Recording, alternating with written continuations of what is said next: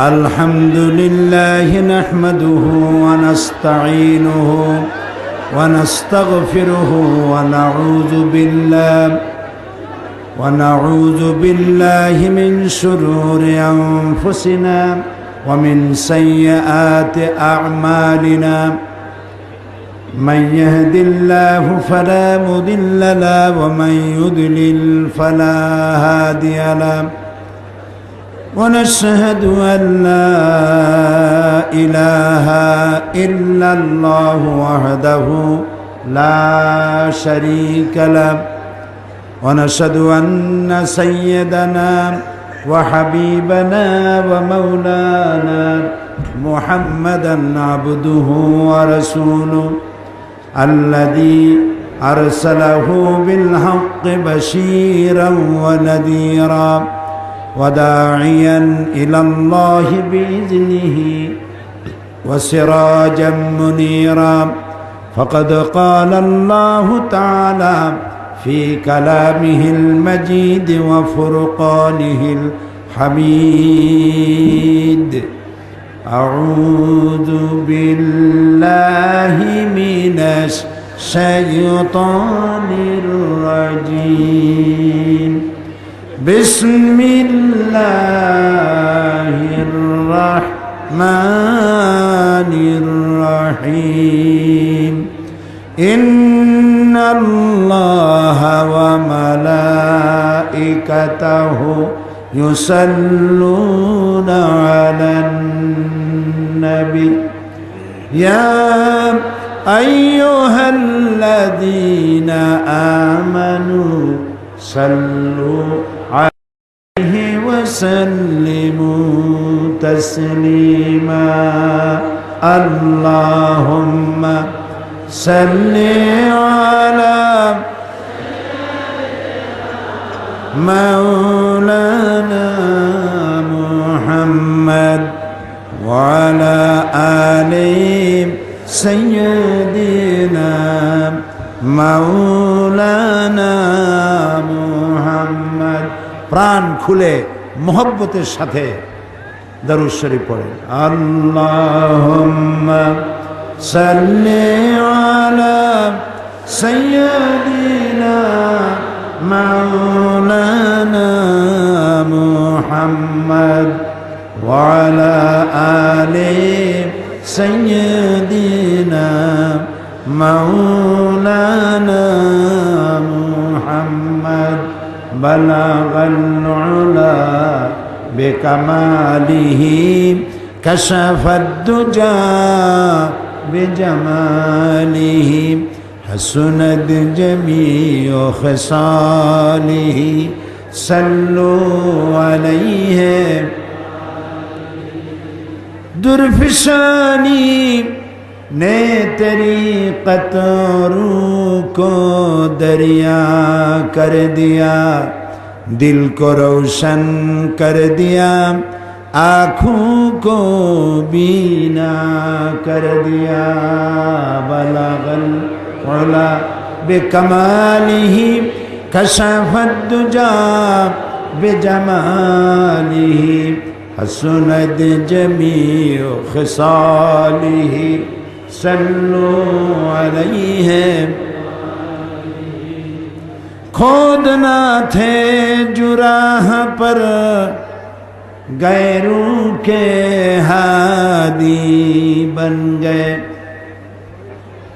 खुद ना थे जुराह पर गैरों के हादी बन गए क्या नजर थी जिसने मर्दों को मसीहा कर दिया बलगल बेकमालिही कशफत दुजा बेजमालिही हसनत जमीउ खिसालिही सल्लु अलैहि अल्लाहुम्मा आमीन रब्बना ज़लमना अनफुसना व इन लम तग़फिर लना व तरहमना लनकूनन्ना मिनल खासिरीन। आय अल्लाह ताआला বগুড়া দারুস সোফা ট্রাস্ট কর্তৃক আয়োজিত 3 দিন ব্যাপী তাফসীরুল কোরআন মাহফিলের সমাপনী দিবসে আজ এই লাখো জনতা একত্রিত হয়ে কয়েকবার দুরূদ ও সালাম পড়েছি। মেহেরবানি করে দুরূদ ও সালাম টুকুন সোনার মদিনায় পৌঁছায়া দাও। রব্বুল আলামিন এ মাহফিলের আয়োজন যারা করেছেন আর শোনার জন্য যারা এসেছেন, কিয়ামতের দিন এ মাহফিল আমাদের সকলের জন্য জাহান্নাম থেকে বাঁচার ওসিলা বানিয়ে দিও। या रब करम तू अगर करे वो बात दे जुबां को जो दिल पर असर करे। रब्बना तक़ब्बल मिन्ना इन्नका अंतस समीउल अलीम व तुब अलैना इन्नका अंतत तव्वाबुर रहीम। सुब्हान रब्बिका रब्बिल इज्जति अम्मा यसिफून व सलामुन अलल मुरसलीन আলহামদুলিল্লাহি রাব্বিল আলামিন। বগুড়া দারুস সুফা ট্রাস্ট কর্তৃক আয়োজিত 3 দিন ব্যাপী তাফসীরুল কোরআন মাহফিলের আজকের এই সমাপনী দিবসে সম্মানিত সভাপতি, বিশিষ্ট শিক্ষাবিদ, চিন্তাবিদ, জননেতা, বীর মুক্তিযোদ্ধা অধ্যক্ষ শাহাবুদ্দিন সাহেব,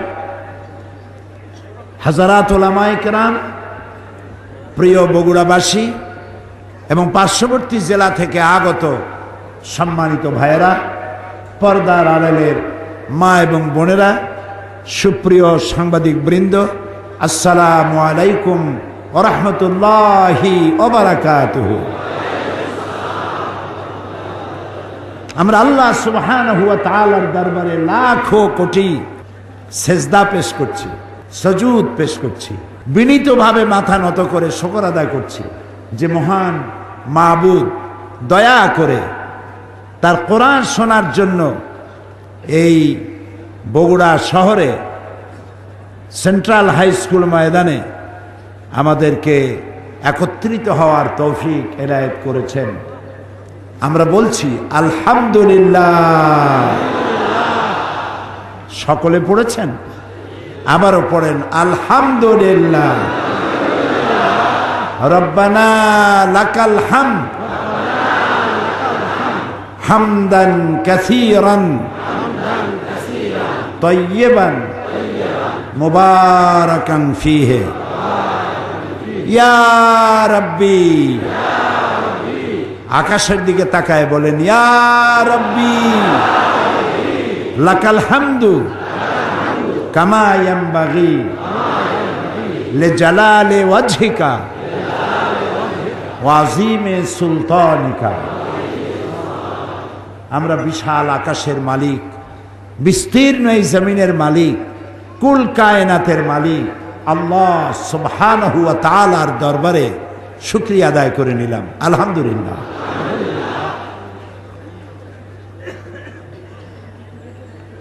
3 দিন ব্যাপী কোরআনে কারীমের মাহফিল, বিশাল ও আজিম মাহফিল। এর থেকে শ্রেষ্ঠ মাহফিল, এর থেকে পবিত্র মাহফিল আল্লাহর আকাশের নিচে জমিনের উপরে আর একটাও হতে পারে না। কারণ এই গত 2 দিন আর আজকের দিন আমরা যা বলেছি আল্লাহর কথা বলেছি, আল্লাহ রসুলের কথা বলেছি। সুতরাং যেই মাহফিলে আল্লাহর কথা বলা হয়, রসুলের কথা বলা হয়, জিকির আজকার করা হয়, নামাজ আদায় করা হয়, আমি শুনতে পেলাম এখানে জামাতে নামাজ আদায় হয়েছে, লোকেরা মাটিতে সেজদা দিতে পারে নাই, একজনের পিঠের উপর আরেকজনের সেজদা দিয়েছে। এতে কেউ মনে করবেন না যে নামাজ হয় নাই, নিশ্চয়ই নামাজ হয়ে গেছে। ইসলাম কোনো কঠিন জিনিসই না, কঠিন আমরা বানাইছি।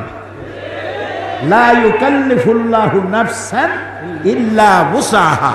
আল্লাহ তাআলা বলছেন এমন কোন আইনই আমি বানাই নাই যে আইনটা মানতে গিয়ে মানুষের কষ্ট হবে, এমন আইন আমি বানাই নাই।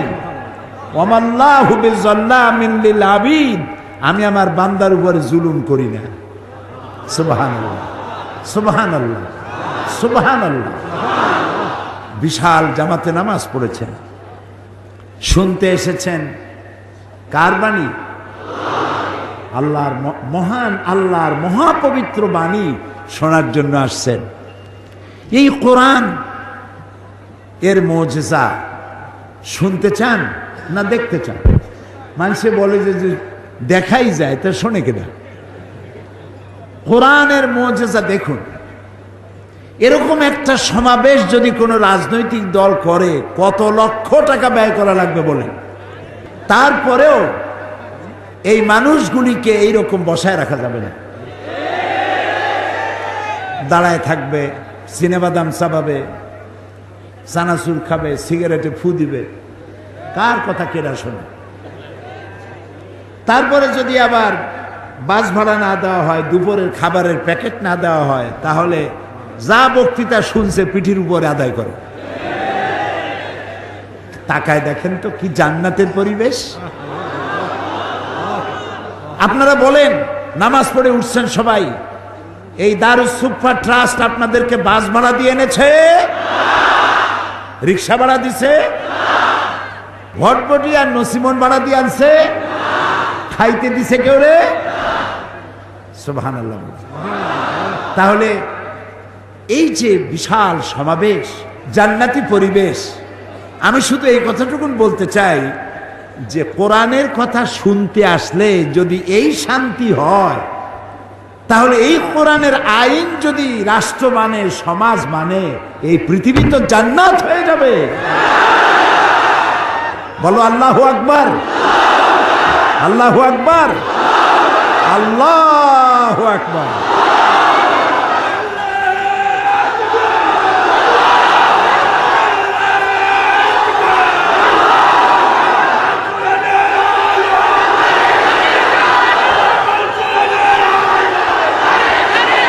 বাস বাস বাস বাস বাস। তো আলহামদুলিল্লাহ, কোরআনের মুজিজা শুনাইলাম না, দেখাই দিলাম। আলহামদুলিল্লাহ, পৃথিবীর কোন শক্তি নাই এমন যে এই রকমের মানুষ, বিনা পয়সায় এত মানুষ খামোখা আসে। খাওয়াবেনও না, যাতায়াতের পয়সাও দেবেন না, আর ঘন্টার পর ঘন্টা চুপ করে বসে থাকবে। আল্লাহর কসম, কার নামে কসম করলাম? আল্লাহর কসম, আবার বলি আল্লাহর কসম, এই কেরামতি সাইদির নয়, এই আকর্ষণ সাইদির নয়, এই আকর্ষণ ওভার 100% আকর্ষণ আল্লাহর কোরআনে। মানুষ কোরআন শুনতে আসছে, সাইদির চেহারা দেখতে আসে না। এ কোরআন আমার জীবন, এ কোরআন আমার রূহ, এ কোরআন আমার বেঁচে থাকার দলিল।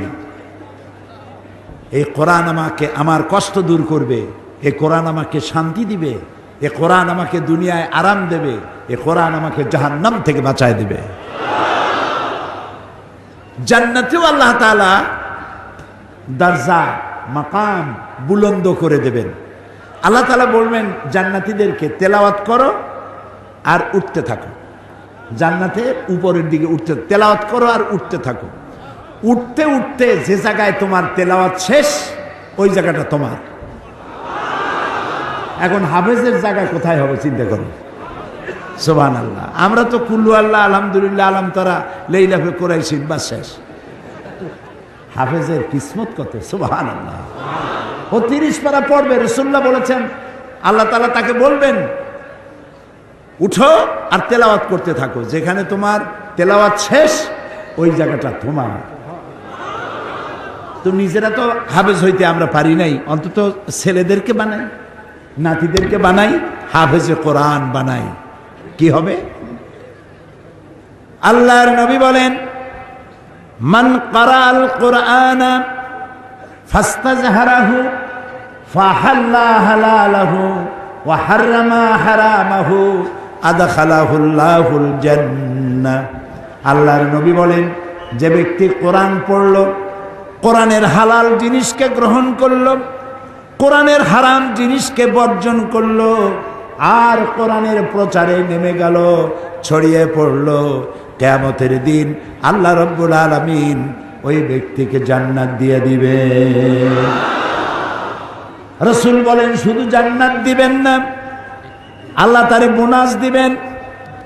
وشفعه في عشرة من أهل بيته كلهم قد وجبت له النار আল্লাহ নবী বলেন শুধু জান্নাত দিবেন না, জান্নাতের অর্ডার দিয়ে আল্লাহ বলবেন অপেক্ষা করো, তোমার রক্ত সম্পর্কিত আত্মীয় স্বজনের মধ্য থেকে এমন 10 জনের জন্য আমার কাছে সুপারিশ করো, যেই 10 জনের জন্য হিসাবের পরে জাহান্নাম ওয়াজিব হয়ে গিয়েছিল। তোমার সুপারিশের কারণে ওই 10 জনকেও তোমার সাথে জান্নাত দিয়ে দেব। এ হচ্ছে সেই কোরআন। সুবহানাল্লাহ। এই কোরআনে কারীমকে আল্লাহ রাব্বুল আলামিন আমাদের কষ্ট বৃদ্ধি করার জন্য নাজিল করেন নাই, আমাদের কষ্ট দূর করার জন্য এসেছে কোরআন। এই পৃথিবীর মানুষদেরকে পথ দেখায়ছে 2 শ্রেণীর মানুষ। আম্বিয়া আলাইহিমুস সালাম আরেক দিকে আসছে দার্শনিক, ঐতিহাসিক, লিডার, এরা সবাই আসছে। তো দার্শনিকরাও মানুষকে পথ দেখিয়েছেন, নবীরাও পথ দেখাইছে। এখন আপনি কোন দিকে যাবেন? দার্শনিকদের দেখানো পথের দিকে যাবেন না নবীর দেখানো পথের দিকে যাবেন? দার্শনিকদের দেখানো পথের দিকে যদি না যাই তাহলে কেন যাব না, আর নবীর পথের দিকে যদি যাই তাহলে কেন যাব? তারও একটা যুক্তি থাকা প্রয়োজন। যুক্তিটা হলো এই, যারা দার্শনিক তারা মানুষকে পথ দেখিয়েছেন ম্যান মেড ইজম দিয়ে, নিজের মস্তিষ্ক প্রসূত জ্ঞান দিয়ে মানুষের চলার পথ তারা তৈরি করেছেন। আর মানুষের তৈরি করা পথ সবসময় ভুল হয়, স্বাভাবিক, যেহেতু মানুষ তার জ্ঞানের পরিধি, জ্ঞানের চৌহদ্দি হচ্ছে সে অতীত ভুলে যায়, ভবিষ্যৎ জানে না, বর্তমান সম্পর্কে সিদ্ধান্ত নিতে গিয়ে ভুল করে। এই জন্য তারা যত কথা বলেছেন কোনো কথা স্থায়ী হয় নাই। তারা যত আইন তৈরি করেছে সে আইনগুলি পৃথিবীর কোনো ভূখণ্ডে স্থায়ী কোনো শান্তি দিতে পারে নাই। আর নবীরা যেটা দিয়েছেন, নবীদের কথা এক, দার্শনিকদের কথা এক একজনের এক এক রকমের, আর নবীদের কথা এক। আদম আলাইহিস সালাম যা বলেছেন নূহ আলাইহিস সালাম তাই বলেছেন, ইব্রাহিম আলাইহিস সালাম যা বলেছেন মুসা আলাইহিস সালাম তাই বলেছেন। আপনারা কি বলতে পারবেন যে ইদ্রিস আলাইহিস সালাম বলেছেন আল্লাহ আছেন আর ইয়াকুব আলাইহিস সালাম বলেছেন এতে কিছু সন্দেহ আছে? একজন নবী বলেছেন পরকাল আছে, আর একজন বলেছেন পরকাল নাও থাকতে পারে। এরকম তাদের মধ্যে কোনো কথা নিয়ে ইখতিলাফ হয়েছে? হয় নাই। কেন হয় নাই? কারণ হলো নবীদের কাছে যে কথাগুলি এসেছে তা একটা অফিস থেকে এসেছে। অফিসটা কার? সবাই বলেন। আর একজন মাত্র নির্ভরযোগ্য স্পেশাল মেসেঞ্জার আল্লাহর কাছ থেকে বাণীগুলো এনে নবীদের কাছে পৌঁছে দিয়েছেন। সেই স্পেশাল মেসেঞ্জারের নাম কি? মাশাআল্লাহ, আপনাদের ওয়াজ শুনাইয়া মজা আছে, কারণ আপনারা বোঝেন। আলহামদুলিল্লাহ।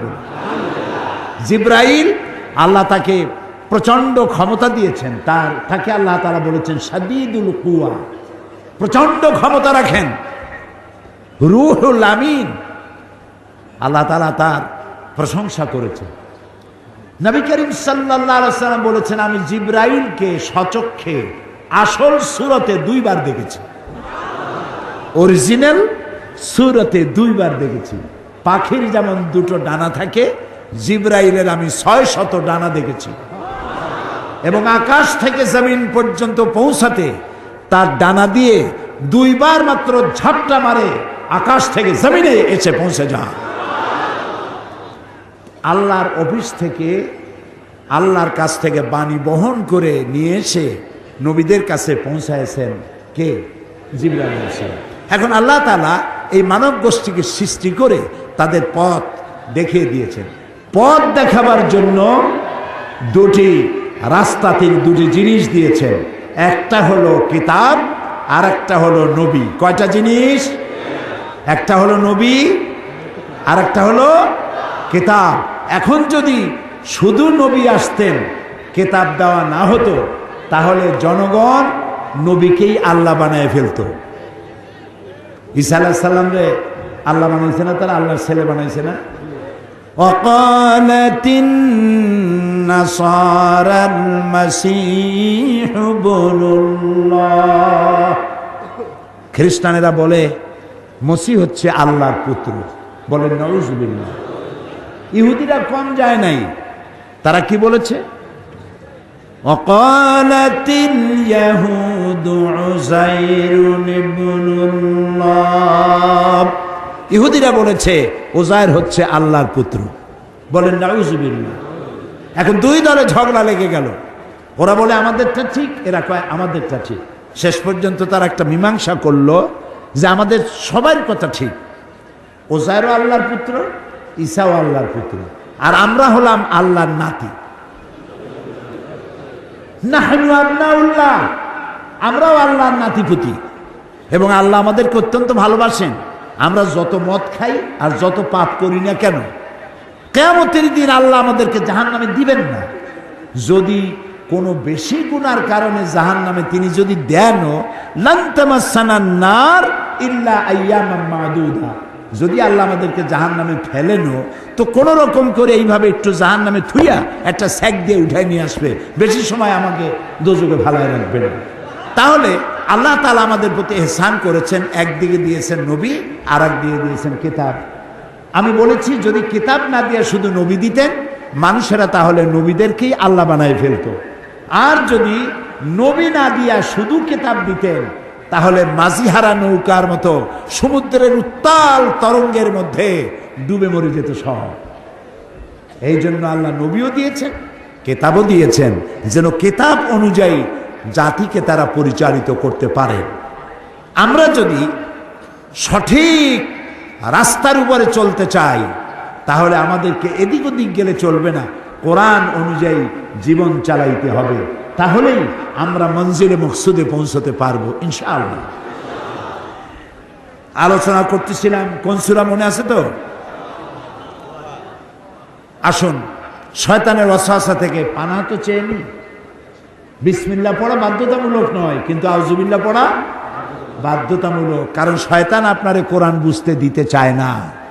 পড়েন আমার সাথে, আউযু বিল্লাহি মিনাশ শাইতানির রাজীম, বিসমিল্লাহির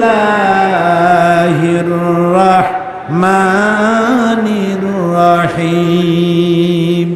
বিতাড়িত মরদুদ শয়তানের ওয়াসওয়াসা থেকে পানাহ চাই পরম করুণাময় আল্লাহর নামে। শুরু করছি। তাহা মা আনসালনা আলাইকাল কুরআনা লিতাশকা ইল্লা তাযকিরাতান লিমান ইয়াখশা তানজিলাম মিম্মান খালাকাল আরদা ওয়াস সামাওয়াতিল উলা। আলহামদুলিল্লাহ, এটা যে আল্লাহর বাণী তা শুনলেই বোঝা যায়। বলেন সুবহানাল্লাহ।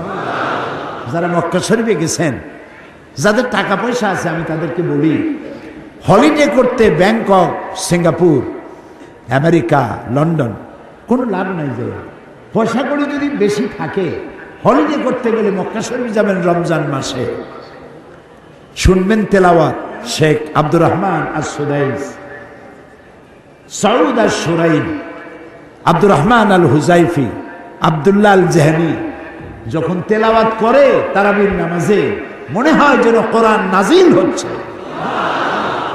সুবহানাল্লাহ। কোরআন এর থেকে মজার জিনিস পৃথিবীতে আর নাই। আল্লাহ তাআলা বলছেন, তাহা, হে নবী, মা আনসালনা আলাইকাল কুরআনা লিতাশকা, এ কোরআন আপনার উপরের জন্য নাজিল করি নাই যে কোরআন আপনাকে কষ্ট দেবে। এটা ইল্লা তাযকিরা, এটা হচ্ছে নসিহত, উপদেশ। এটা হচ্ছে এমন উপদেশ, এই উপদেশ যে গ্রহণ করবে কে? লিমান ইয়াখশা, যে তার রবকে ভয় করে, আল্লাহকে ভয় করে যদি, তাহলে এই কোরআন তাকে উপদেশ দেবে এবং এই কোরআনের ওসিলায় দুনিয়া ও আখিরাতে সে শান্তি লাভ করবে। গতকাল আমি আলোচনা শেষ করতে পারি নাই। গতকালকের আলোচনা ছিল the scientific miracles in the holy Quran, কোরআনের মুজিজা, বিজ্ঞানময় মুজিজা গতকালকের আলোচনা ছিল। সেখানে সৌরজগৎ সৃষ্টি, পৃথিবী সৃষ্টি, পানিচক্র, এরপরে উদ্ভিদ বিজ্ঞান, প্রাণী বিজ্ঞান ইত্যাদি সম্পর্কে গতকাল আলোচনা করেছিলাম। আজকে গতকাল যেটা বাকি ছিল বলতে, সেটা আজকে বলা হবে। সেটা হলো মানব সৃষ্টি রহস্য। এই মানব সৃষ্টি রহস্য সম্পর্কে ডারউইন বলেছেন যে মানুষ তো মানুষ না, তো মানুষ কি? মানুষ হলো বানর। শুনছেন আপনারা? থিওরি অফ ইভলিউশন, বিবর্তনবাদ। এরা হলো, মানুষ ছিল বান্দর। তো এই বান্দর আস্তে আস্তে গায়ের পশম পড়ে গেছে, একদিন পাছা থেকে লেজও খসে পড়েছে। সেদিন থেকে মডার্ন মানুষ হয়েছে, লেজবিহীন মানুষ। কিন্তু এখানে 25,000 বছরের একটি মিসিং লিঙ্ক হয়ে গিয়েছে। ডারউইন সাহেব বলতে পারেন নাই লেজটা খসলো কোন বছরের কোন মাসে, এটা বলতে পারেন না। কোনো জিনিসের সাথে কোনো জিনিসের সিমিলারিটি থাকলে এটা ওটার পূর্বপুরুষ, তা কি করে বলা যায়? যেমন পাবদা মাছ দেখতে বোয়াল মাছের মতো। বগুড়ায় পাবদা মাছ পাওয়া যায় কিনা? দেখতে বোয়ালের মতো না? তো কোনো পাগল বলে নাকি যে পাবদাগুলি পুঁটি খাইয়া খাইয়া আস্তে আস্তে বোয়াল হয়ে গেছে একদিন? আচ্ছা, বগুড়ায় ছোট ছোট শোল মাছের ছোট সাইজ যেটা, ওইটার কি বল? টাকি, টাকি মাছ। এই যে টাকি মাছ দেখে কেউ বলে যে টাকিগুলো ভিটামিন, প্রোটিন, ক্যালসিয়াম এইসব খাইয়া খাইয়া শৌলে পরিণত হয়ে গেছে, কেউ বলে? বলে না। কোন পাগল কেমনে কইল যে বান্দর দেখতে মানুষের মতো, চোখ আছে, মুখ আছে, বান্দরামি করে বেশি, এটা হলো বান্দর, হলো মানুষের পূর্বপুরুষ। আচ্ছা, মেনে নিলাম 1 সেকেন্ডের জন্য মানুষের পূর্বপুরুষ ছিল বানর, 1 সেকেন্ডের জন্য মানলাম। তো বানরের প্রজাতি তো বিলুপ্ত হয়ে যায়নি পৃথিবী থেকে, আছে না বানর এখনো? তাও কথা কই না, আছে। তো এই বানরগুলি জঙ্গলে গিয়ে কেউ কি দেখেছেন হাত পাগুলা মানুষের মতো কেবল হয়ে উঠছে, বুক পর্যন্ত মানুষের মতো হয়ে গেছে, আরো কিছুদিন ভালো করে খাওয়াইলে তাড়াতাড়ি করে মানুষ হয়ে যাবে, এরকম হয়েছে? হয় না, কিয়ামত পর্যন্ত হবে না। যারা বলে মানুষ এসেছে বান্দর থেকে, হতে পারে ওরাই ওদের মাতামহ বা ওদের পিতামহ ওরাং ওটাং অথবা শিম্পাঞ্জি, আমাদেরটা না। আমাদেরটা, আমরা হচ্ছি মানুষ। আর আল্লাহ বান্দরের থেকে মানুষ বানাবে? আল্লাহ তাআলা তার কি ক্ষমতার অভাব আছে? বান্দরের থেকে তিনি মানুষ বানাবেন কেন? মানুষ তিনি তৈরি করেছেন। সর্বপ্রথম মানুষের নাম কি? আদম আলাইহিস সালাম। এবং তার থেকে তিনি তৈরি করলেন হযরতে হাওয়া আলাইহাস সালাম। সুতরাং দেখা গেল বিজ্ঞানীরা বলছেন থিওরি অফ ইভলিউশনের মাধ্যমে যে মানুষ হলো বাঁদরের জাত। এখন আমাকে জানতে হবে কোরআন কি বলে, কারণ আমি বিজ্ঞানের কোনো কথাই মানব না যদি কোরআনের সাথে তা কন্ট্রাডিক্টরি হয়, কোরআনের সাথে যদি সাংঘর্ষিক হয়। আমি বিজ্ঞান তখনই মানব যখন বিজ্ঞান কোরআনের সাথে তার সম্পৃক্ততা থাকবে। আর একটা কথা বলে নেই যে বড় বড় জেনারেল সায়েন্টিস্ট এবং মেডিকেল সায়েন্টিস্ট যারা, তারা কোনো দিন নাস্তিক হয় না। যারা পৃথিবী নিয়ে গবেষণা করে, মহাকাশ নিয়ে গবেষণা করে, চিকিৎসা বিজ্ঞানীরা মানুষের দেহ নিয়ে গবেষণা করে, ওরা জিন্দিগিতে নাস্তিক হয় না। তারা বলে যার কিসমত ভালো সে বলে আল্লাহ আছেন, আর যার কিসমত মোটামুটি অত ভালো না সে বলে কিছু একটা আছে, তা না হলে এত সুন্দর ডিসিপ্লিন ওয়েতে এ সব কিছু চলতে পারে না। এর পেছনে কোনো পাওয়ার, কোন স্পিরিট রয়েছে যে শক্তি এটাকে পরিচালিত করে। এই নাস্তিক হয় কারা? নাস্তিক হয় সাহিত্যের টিচার, সাহিত্য গবেষণা করে, দর্শনের টিচার, দর্শন নিয়ে যারা লেখাপড়া বেশি করে। ইতিহাস পড়ে জানা যায় যে সাহিত্যিক আর দার্শনিক এদের মধ্য থেকেই নাস্তিক হয় বেশি। দর্শন বুঝতে বুঝতে শেষ পর্যন্ত বুদ্ধিজীবী হয়ে যায়, আর এত বড় বুদ্ধিজীবী হয় শেষে মাথায় চুলও থাকে না। প্রিয় ভাই সব, এবার আসেন মানুষকে আল্লাহ কি দিয়ে তৈরি করলেন, মানব সৃষ্টি রহস্য সম্পর্কে আল্লাহ তাআলা কি বলেন। আল্লাহ তাআলা কোরআনে কারিমে বলেন, ফালইয়ানজুরিল ইনসানু মিম্মা খুলিকা মিম্মা ইন দাফিকি ইয়াখরুজু মিন বাইনিস সুলবি ওয়াত তারাইব। আল্লাহ তাআলা বলছেন, ফালইয়ানজুরিল ইনসান মিম্মা খুলিকা। মানুষ কি চিন্তা করে না যে তাকে কিভাবে বানানো হয়েছে, তোমাকে কেমনে সৃষ্টি করেছে।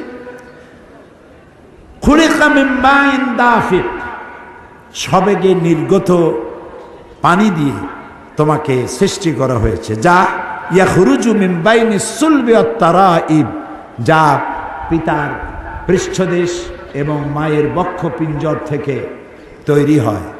এবং এটা গিয়ে আল্লাহ তাআলা বলছেন পরবর্তীতে এটা গিয়ে মাতৃরেহেমের মধ্যে এটা পৌঁছে যায়। তারপরে কি হয়, আল্লাহ রাব্বুল আলামিন বলেন, ইয়াখলুকুকুম মিন বুতুনি উম্মাহাতিকুম খালকাম মিন বাদি খালকিন ফি যুলুমাতিন সালাস। আল্লাহ রাব্বুল আলামিন তোমার মায়ের পেটের ভিতরে তোমাকে সৃষ্টি করেছেন।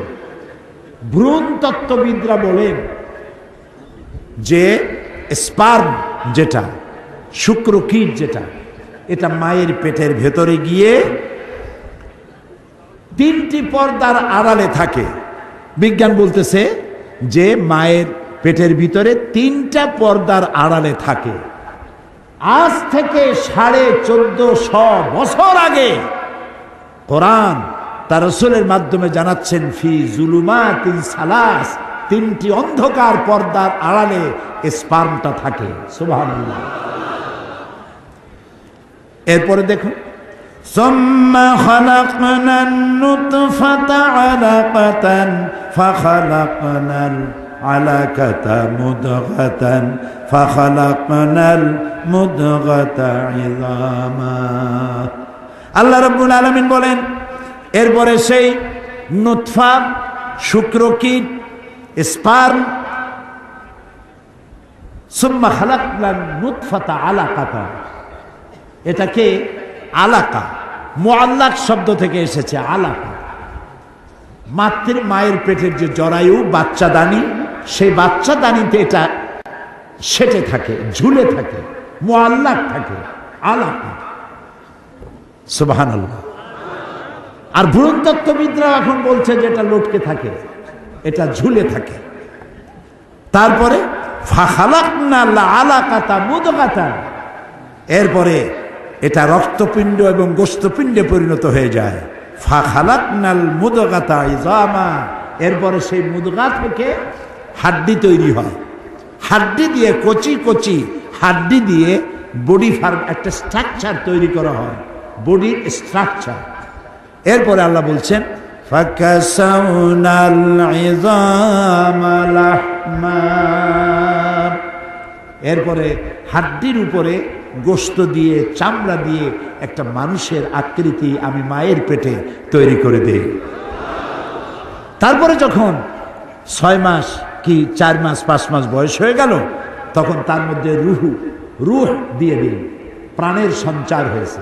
এখন তার খাবারের প্রয়োজন, সে খাবে কি, তার শ্বাস প্রশ্বাসের ব্যবস্থা করি, খাবে কি, সেজন্য তাকে যেখানে রাখা হয় ওই জায়গাটাকে আল্লাহ তাআলা বলেছেন ফি কারারিম মাকিন, সুরক্ষিত জায়গা। কোনো পলুয়েশন অথবা কোনো রোগের জার এখানে প্রবেশ করার কোনো সুযোগ নাই। খাবে কি, সেজন্য আল্লাহ তাআলা বলছেন ওর নাভির সাথে আর ওর মায়ের নাভির সাথে একটা তার দিয়ে জোড়া লাগায় দেয়, মায়ের মাসিক অসুখকে বন্ধ করে দেয়। ওখান থেকে রক্ত এসে বাচ্চার শরীরকে ডেভেলপ করে, এটাকে আরো বেশি সুন্দর করে সুগঠিত করে। গ্রামে করে কি, পুত্রবধূ অথবা মেয়ে যখন গর্ভবতী হয় তখন শাশুড়িরা বলে এ কম খাও, বেশি খায়ও না, তাহলে ডেলিভারিতে কষ্ট হবে বেশি। তো মারাত্মক ভুল। এখন তো সে একা খায় না, তার খাবার দিয়ে তার বাচ্চাও খায়। এজন্য এই সময় তাকে বেশি ভিটামিনযুক্ত প্রোটিন সমৃদ্ধ খাদ্য তাকে দিতে হবে, তাহলে সন্তানের বডি ফরমেশন আরো সুন্দর করে সুগঠিত হবে। আল্লাহ তাআলা বলছেন পেটের ভিতরে আস্তে করে বড় হলো, তৈরি করলাম কিভাবে?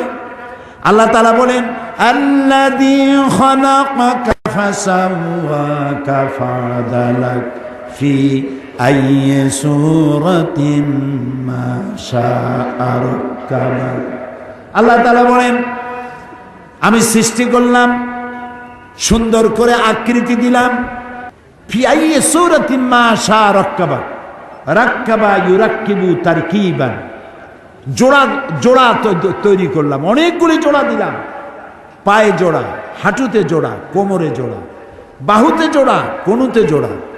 আপনার হাতের আঙ্গুল থেকে শুরু করে বাহু পর্যন্ত কয়টা জোড়া বলতে পারেন? গুনে দেখেন নাই তো, অথচ আপনারই হাত। এই হাতের মধ্যে 6টা জোড়া আল্লাহ দিয়েছে। এই জোড়াগুলি যদি না দেওয়া হতো তাহলে ক্ষতি কি ছিল? ক্ষতি এই ছিল আঙ্গুলে কোনো জোড়া নাই, এটা হাত হতো না, কাটা চামচ হইতো।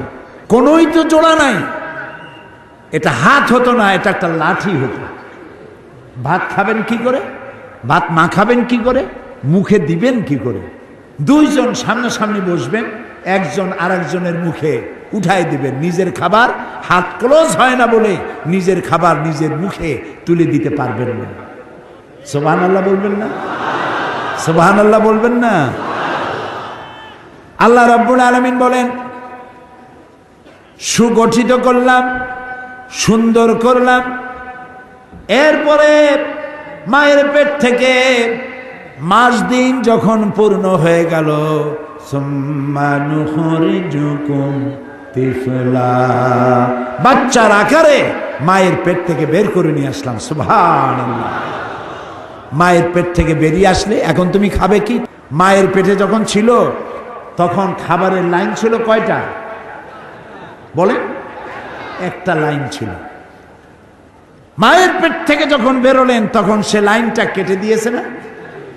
একটা লাইন কেটে গেছে, যাও খাইতো, লাইনটা কাটা। এখন খাবে কি? আমার আল্লাহ রাব্বুল আলামিন এমন আল্লাহ, আপনি পৃথিবীতে আসার সঙ্গে সঙ্গে মায়ের পেটের ভিতরে থাকাকালীন সময় যে লাইনটা ছিল লাইন কেটে দেওয়া হলো। এবার আল্লাহ রাব্বুল আলামিন মায়ের বুক থেকে সন্তানের খাবারের জন্য ডবল লাইন চালু করে দিলে। মাতৃস্তনের বোটায় একটা ছিদ্র দিলে অনেকগুলি দুধ বেরিয়ে এসে গলা আটকে যেত। বাচ্চা তুমি, সেজন্য আমি আল্লাহ ওই স্তনের বোটার মধ্যে সূক্ষ্ম সূক্ষ্ম 32টি ছিদ্র করেছি, যাতে করে আস্তে করে চোষা দিলে দুধ এসে তোমার পেট ভরে যায়। আর এই দুধ শুধু দুধ নয়, বাচ্চা পৃথিবীতে আসলে 6 মাসের ভিতরে পানি খাওয়াবার কোনো প্রয়োজন নাই। তাও সুবহানাল্লাহ কবেন না? মায়ের দুধ এটি,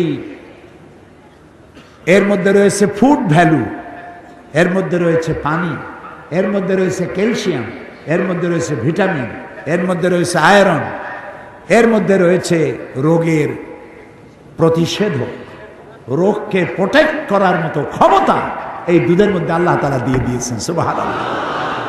যে মায়ের দুধ খেয়ে বড় হলে, আহারে সেই মাকে ভুলে যেও না।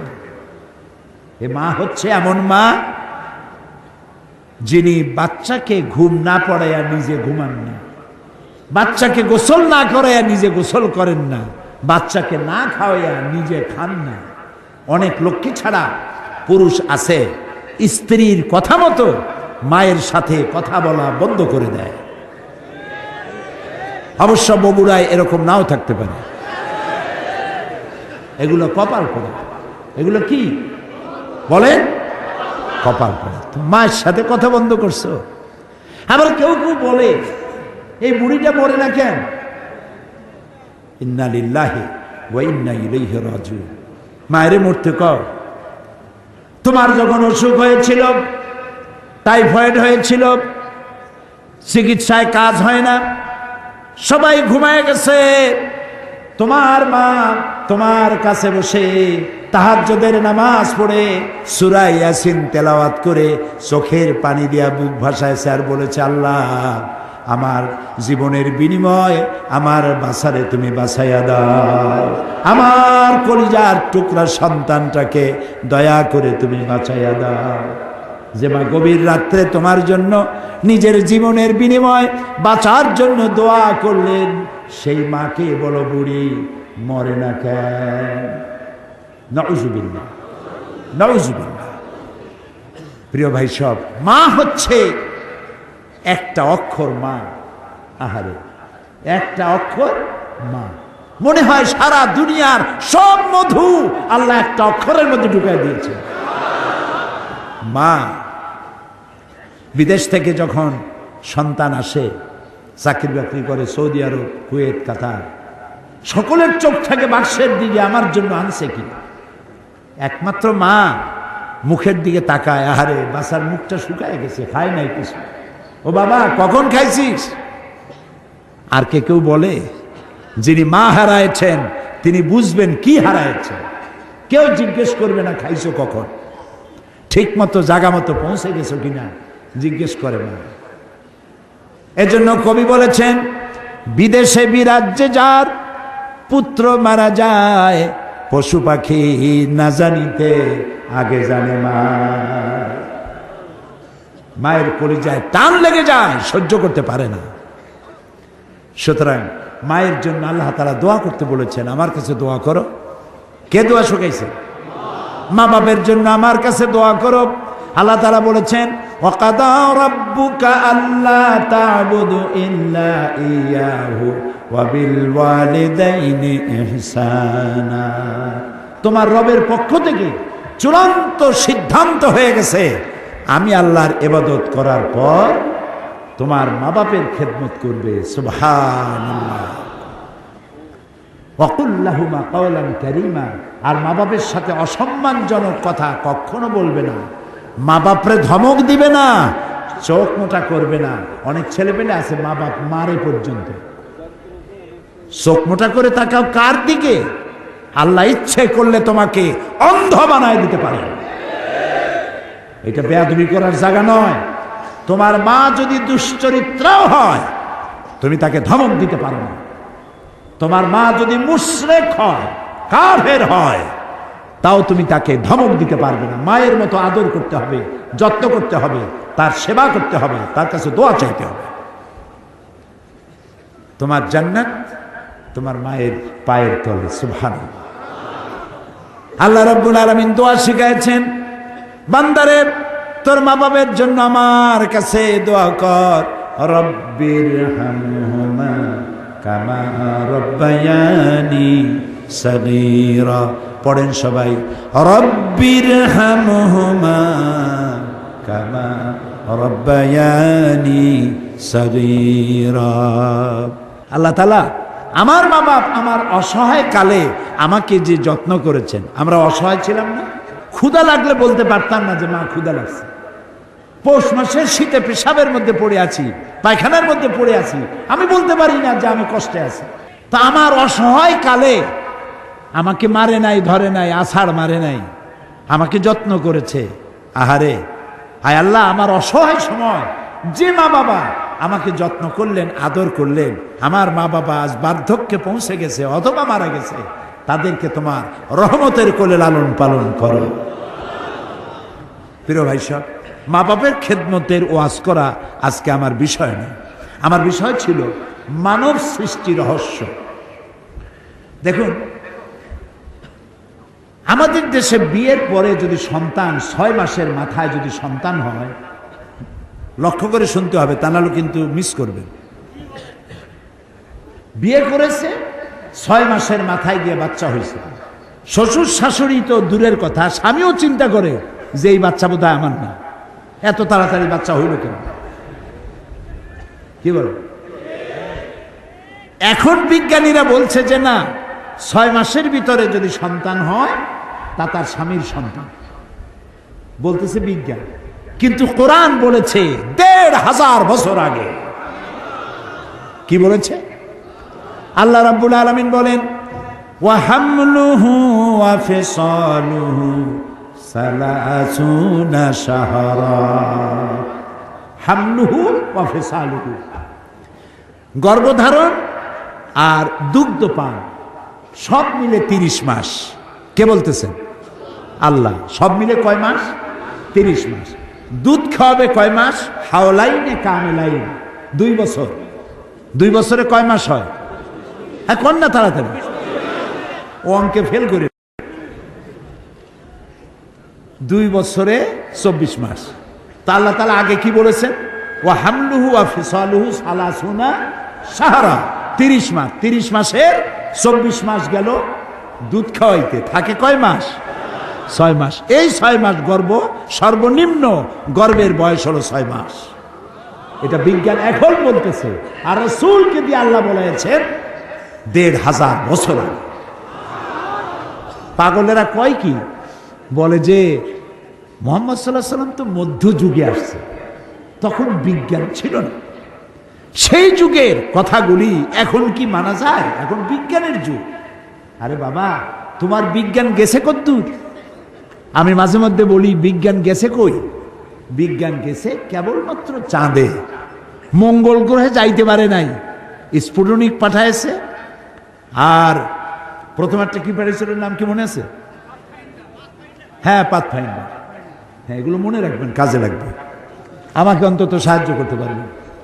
তো পাথফাইন্ডার গেছে প্রথম, তারপরে স্পুটনিক পাঠাইছে। পৃথিবী থেকে ৪৯ কোটি মাইল দূরে হলো মঙ্গল গ্রহ, ৪৯ কোটি মাইল। সেইখানে গেছে পাথফাইন্ডার। ওটার ৬ চাকার একটা গাড়ি, ওজন কম, ভিতরে ক্যামেরা আছে। ওটা গিয়া নামলো, নামার পরে সেখানে বসে সে ছবি উঠাচ্ছে মঙ্গল গ্রহে, আর ছবিগুলিকে ট্রান্সমিট করছে ওয়াশিংটনে অথবা হিউস্টনে, নাসায়।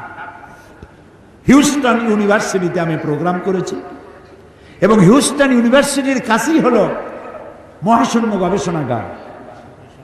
নীল আর্মস্ট্রং, মাইকেল কলিন্স যে রকেটে করে চাঁদে প্রথম অবতরণ করছিলেন, সেই রকেটেও আমি উঠছি, এবং ওই চাঁদের মধ্য থেকে তারা মাটি নিয়ে আসছে।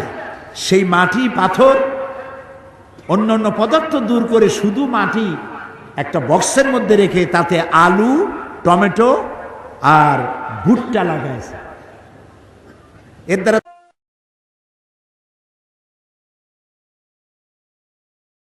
তাহলে দেখেন বিজ্ঞান আর কোরআন কত দূরে। তবে বিজ্ঞান আস্তে আস্তে কোরআনের কাছেই আসতে হবে, আসতেছে আসতেছে। এরপরে এই শরীরকে আল্লাহ তাআলা নার্ভ সিস্টেম করেছেন, মাথা থেকে শুরু করে পা পর্যন্ত শিরা উপশিরা আছে, অসংখ্য শিরা এবং উপশিরা দেওয়া হয়েছে। এগুলি কেন? এগুলি এই জন্য যে আপনার এই শরীরটাকে উত্তপ্ত করার জন্য, গরম করার জন্য বডির মধ্যে একটা জেনারেটর আছে। জেনারেটরের নাম কি? হার্ট, হৃৎপিণ্ড। হৃৎপিণ্ডের কাজ কি? হৃৎপিণ্ডের কাজ হচ্ছে সিস্টোলিক এন্ড ডায়াস্টোলিক। এটা সম্প্রসারণ, সংকোচন এরকম করে, এরকম করে। কেন করে? করে এই জন্য আপনি আর আমি কার্বোহাইড্রেট খাই। শুনতেছেন? কার্বোহাইড্রেট কি? কার্বোহাইড্রেট হচ্ছে ডাল, ডাল জাতীয় খাদ্য, আটা, আটা জাতীয় খাদ্য, চিনি, চিনি জাতীয় খাদ্য, চাল, চাল জাতীয় খাদ্য। এই 4 প্রকার খাদ্যকে কার্বোহাইড্রেট বলা হয়। এই কার্বোহাইড্রেট যখন আপনি খেলেন, তো শরীরের ভিতরে গিয়ে কিছু স্টুল হলো, কিছু ইউরিন হয়ে বেরিয়ে চলে গেল, বাকিটা ব্লাড তৈরি হলো। এই ব্লাড আপনার শরীরকে গরম রাখে। তো শরীরটাকে গরম রাখে এবং সচল রাখে। শরীরের কোনো এলাকায় যদি ব্লাড সার্কুলেশন বন্ধ হয়ে যায়, সেই এলাকাটা কি হবে? প্যারালাইজড হয়ে যাবে।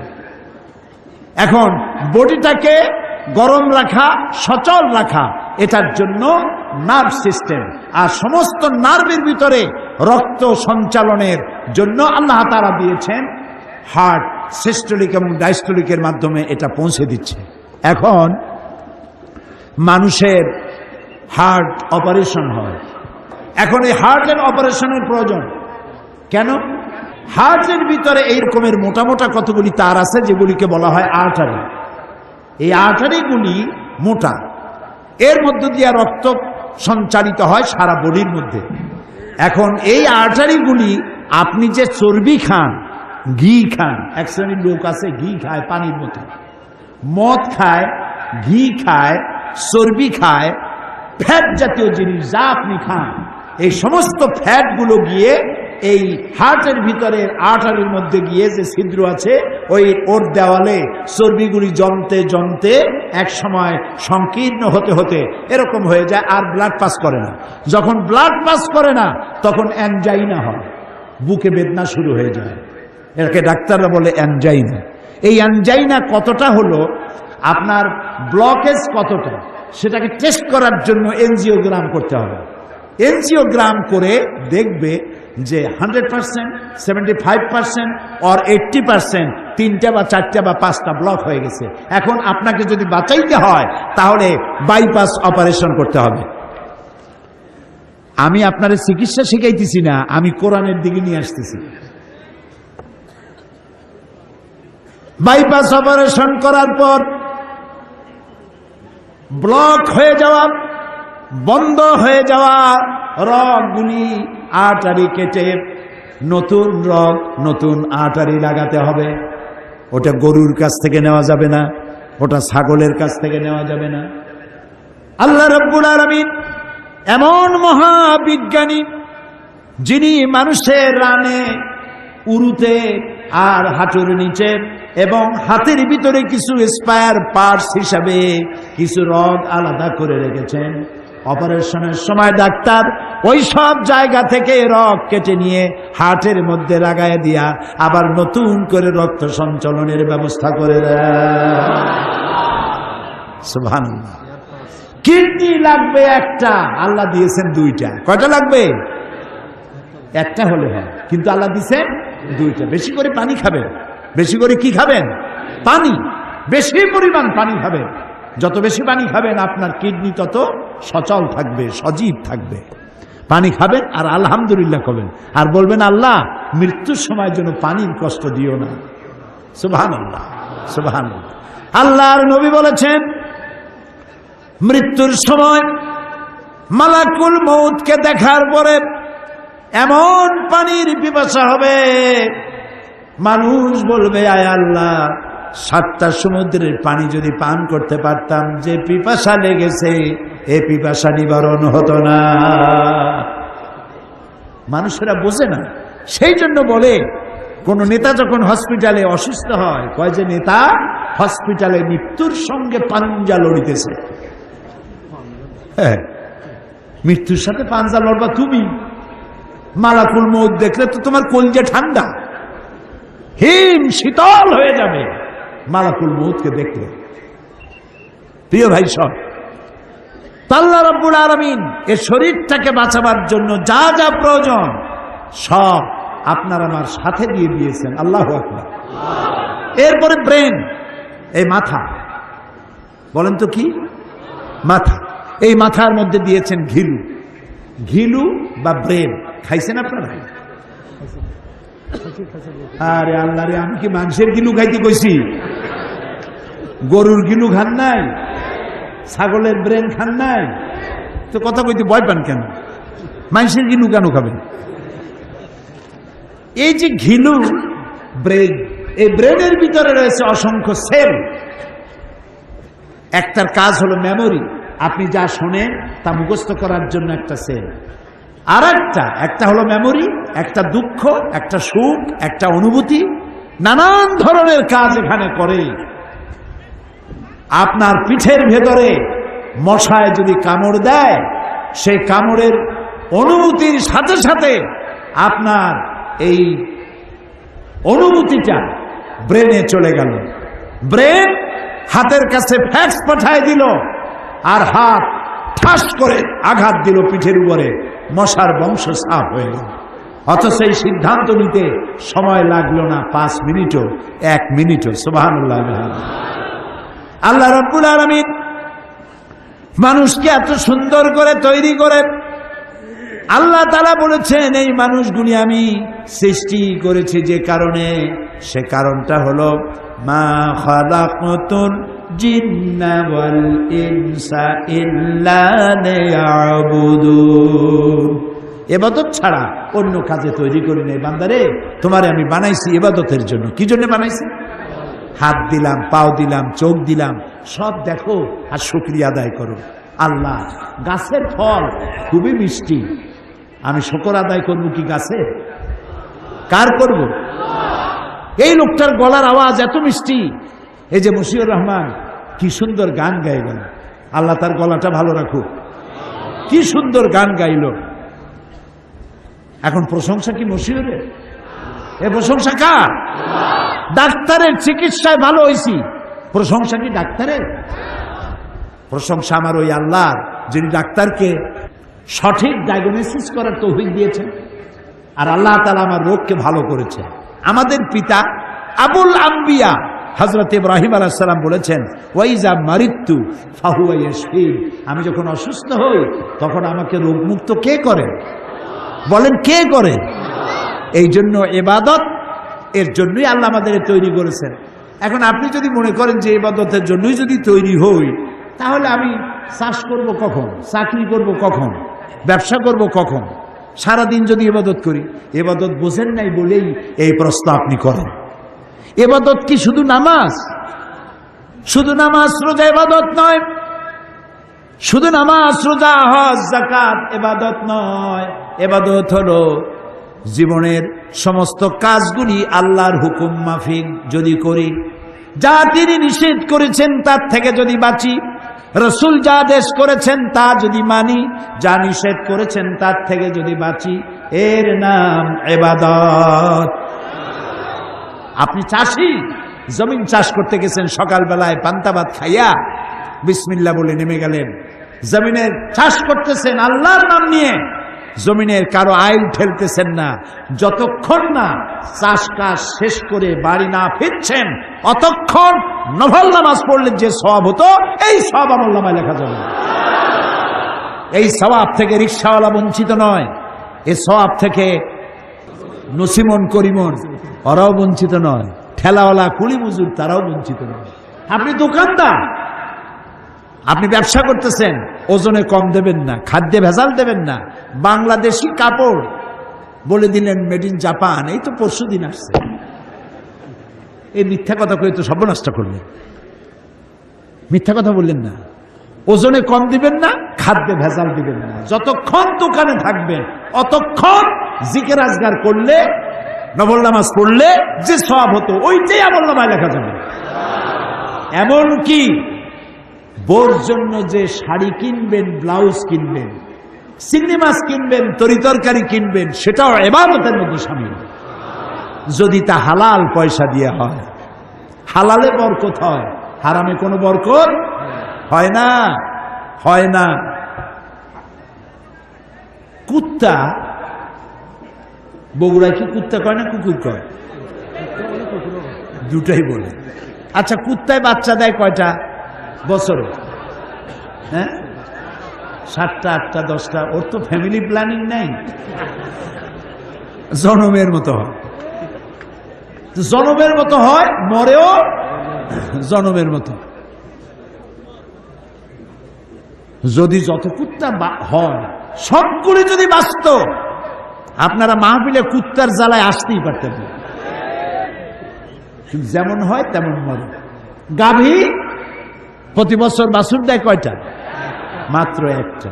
আর মুসলমানেরা যা খাওয়া খায়, তারপরেও হিসাব করেন, গণনা করেন, জরিপ চালান, কুত্তা বেশি না গরু বেশি? গরু বেশি। কারণ কুত্তা হারাম, গরু হালাল, সেই জন্য ওটাই বরকত নাই, এটাই বরকত আছে। যারা অফিসার হাজার হাজার টাকা বেতন পান, সরকারের চেয়ারে বসেন, মানুষকে কষ্ট দিবেন না। ওখানে আপনাকে বসাইছি মানুষের উপকার করার জন্য, সেজন্য গভর্নমেন্ট আপনাকে পিএস দিয়েছে, এপিএস দিয়েছে, শেয়ার দিয়েছে, অফিস দিয়েছে, এসি দিয়েছে, বোনাস দিয়েছে, বেতন দিয়েছে, সব দিচ্ছে। এরপরে আবার জনগণের ফাইল আটকাইয়া তারপরে টাকা আদায় করেন। অবশ্য বগুড়ার অফিসাররা করেন, আমি অন্য জেলার কথা বলতেছি। এই কাজটা যে করেন, মানুষের বুকের উপরে রিভলভার ঠেকাইয়া পয়সা আদায় করা যেমন সন্ত্রাসী তৎপরতা, কোন মানুষের ফাইল আটকায় টাকা আদায় করা তার থেকে বড় সন্ত্রাসী তৎপরতা। সুতরাং আপনার পয়সা হারাম হয়ে যাচ্ছে। বেতনটা নিলেই ভালো হইতো, আপনি ঘুষ খাইলেন। কি হইল জানেন? যে লোকটা ঘুষ দিল সে তো বড় কষ্টে পড়ে দিয়েছে, তার কাজটা দরকার, সেজন্য ঘুষ দিয়েছে। ঘুষ দিয়া যাওয়ার সময় বলতে বলতে যায়, আল্লাহ এতগুলো টাকা ঘুষ নিল, ওরে কলেরা দাও, ওর বউরে বসন্ত দাও, আর ওর বাচ্চাগুলারে ক্যান্সার দাও। এই জন্য শান্তি পাবেন না। ঘুষ যারা খান, বেতন পান 10,000 টাকা, ঘুষ খাইছেন 50,000 টাকা, জমবে না মোটেও। বউরে ধরবে জেনে, মাইয়েরা ধরবে বুতে, ছেলে হবে গুন্ডা, বন্ধু থাকবে কয়েকটা হোন্ডা। হোন্ডা, গুন্ডা, বুথ, জেন, এগুলোর পয়সা দিতে দিতে সব শেষ। দেখা যাবে মাসের শেষে টাকা টোকা নেই। অথচ দেখেন রিক্সাওয়ালা, গরিব রিক্সাওয়ালা, ওর কিন্তু কোনো চিন্তা নাই, টেনশন নাই, কোনো পাহারাদার নাই, পিএসও নাই, এপিএসও নাই। সকালবেলায় পান্তা ভাত খাইছে। বড় লোকেরা পান্তা খায় পহেলা বৈশাখ। পহেলা বৈশাখ কামে খুব দ্রুত আসতেছে। হ্যাঁ, ভাজা ইলিশ আর পান্তা ভাত একদিনের জন্য যদি বাঙালি হওয়া যায়, অসুবিধা কি? এই গরিব মানুষটি রিক্সাওয়ালা পান্তা খেয়ে বেরিয়েছে, তারপরে সারাদিন রিক্সা চালায়া বাড়ি ফিরছে। আনছে কি সাথে? একটু ডাল, তাও আবার 100 টাকার উপরে কেজি, একটু চাল। বউতে রান্না করেছে, ডাইল রানছে এমন ভাবে যা দিয়ে উজু করা যায়। ডাইলের খোঁজ নাই, খালি পানি। আহা, বড় লোক, শান্তি নাই। বউতে কথা শোনে না, মেয়েতে কথা শোনে না, ছেলেতে কথা শোনে না। আর এখানে ও রান্না করলো, বউতে রান্না করে স্বামীকে পাশে বসাইয়া, এসিও নাই, বৈদ্যুতিক ফ্যানও নাই,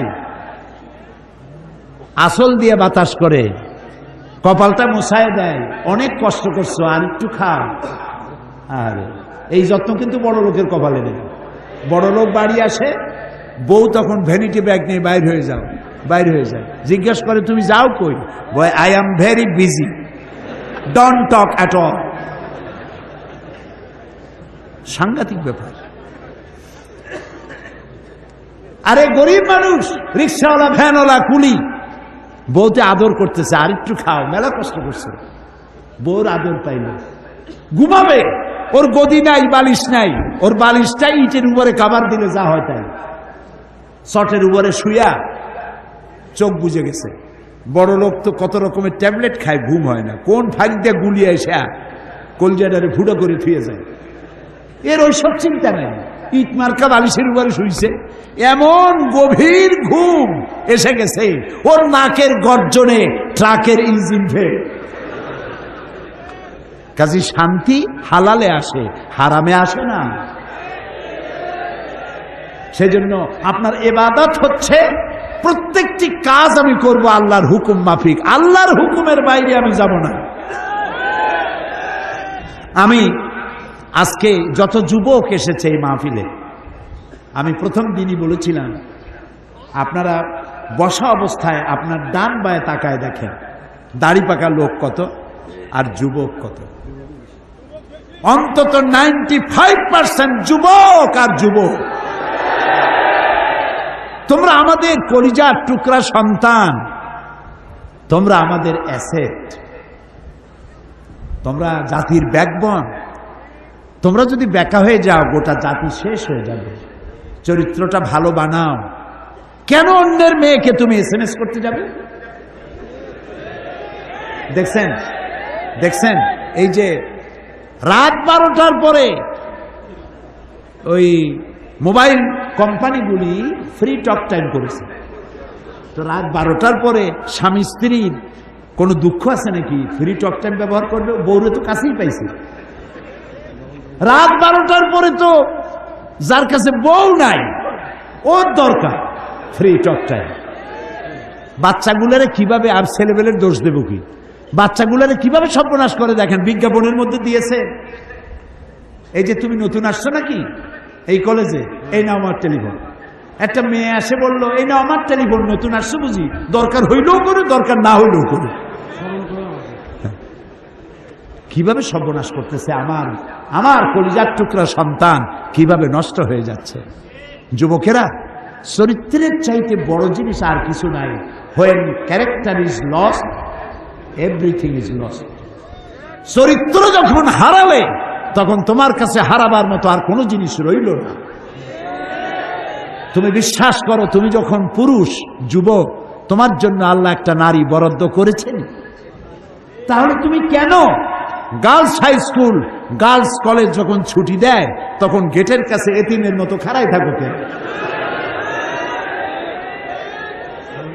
সমস্ত মেয়েদেরকে নিজের মায়ের মতো দেখো, সমস্ত মেয়েদেরকে নিজের বোনের মতো দেখো, তাহলে সমাজটা সুন্দর হবে, ভালো হবে। সুবহানাল্লাহ, সুবহানাল্লাহ। যুবকেরা, চরিত্র ভালো বানাও, তোমরা আমাদের সম্পদ।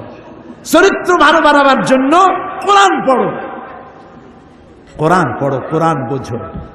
তোমরা কিন্তু পৃথিবীর সেরা। আল্লাহ রাব্বুল আলামিন বলেছেন, কুনতুম খায়রা উম্মাতিন উখরিজাত লিন-নাসি তা'মুরুনা বিল মারুফি ওয়া তানহাউনা আনিল মুনকার। আল্লাহ তাআলা বলেন, তোমরা শ্রেষ্ঠতম জাতি, পৃথিবীর সব থেকে সেরা জাতি, তার নাম মুসলমান। আজকে কি আমি শ্রেষ্ঠ আছি?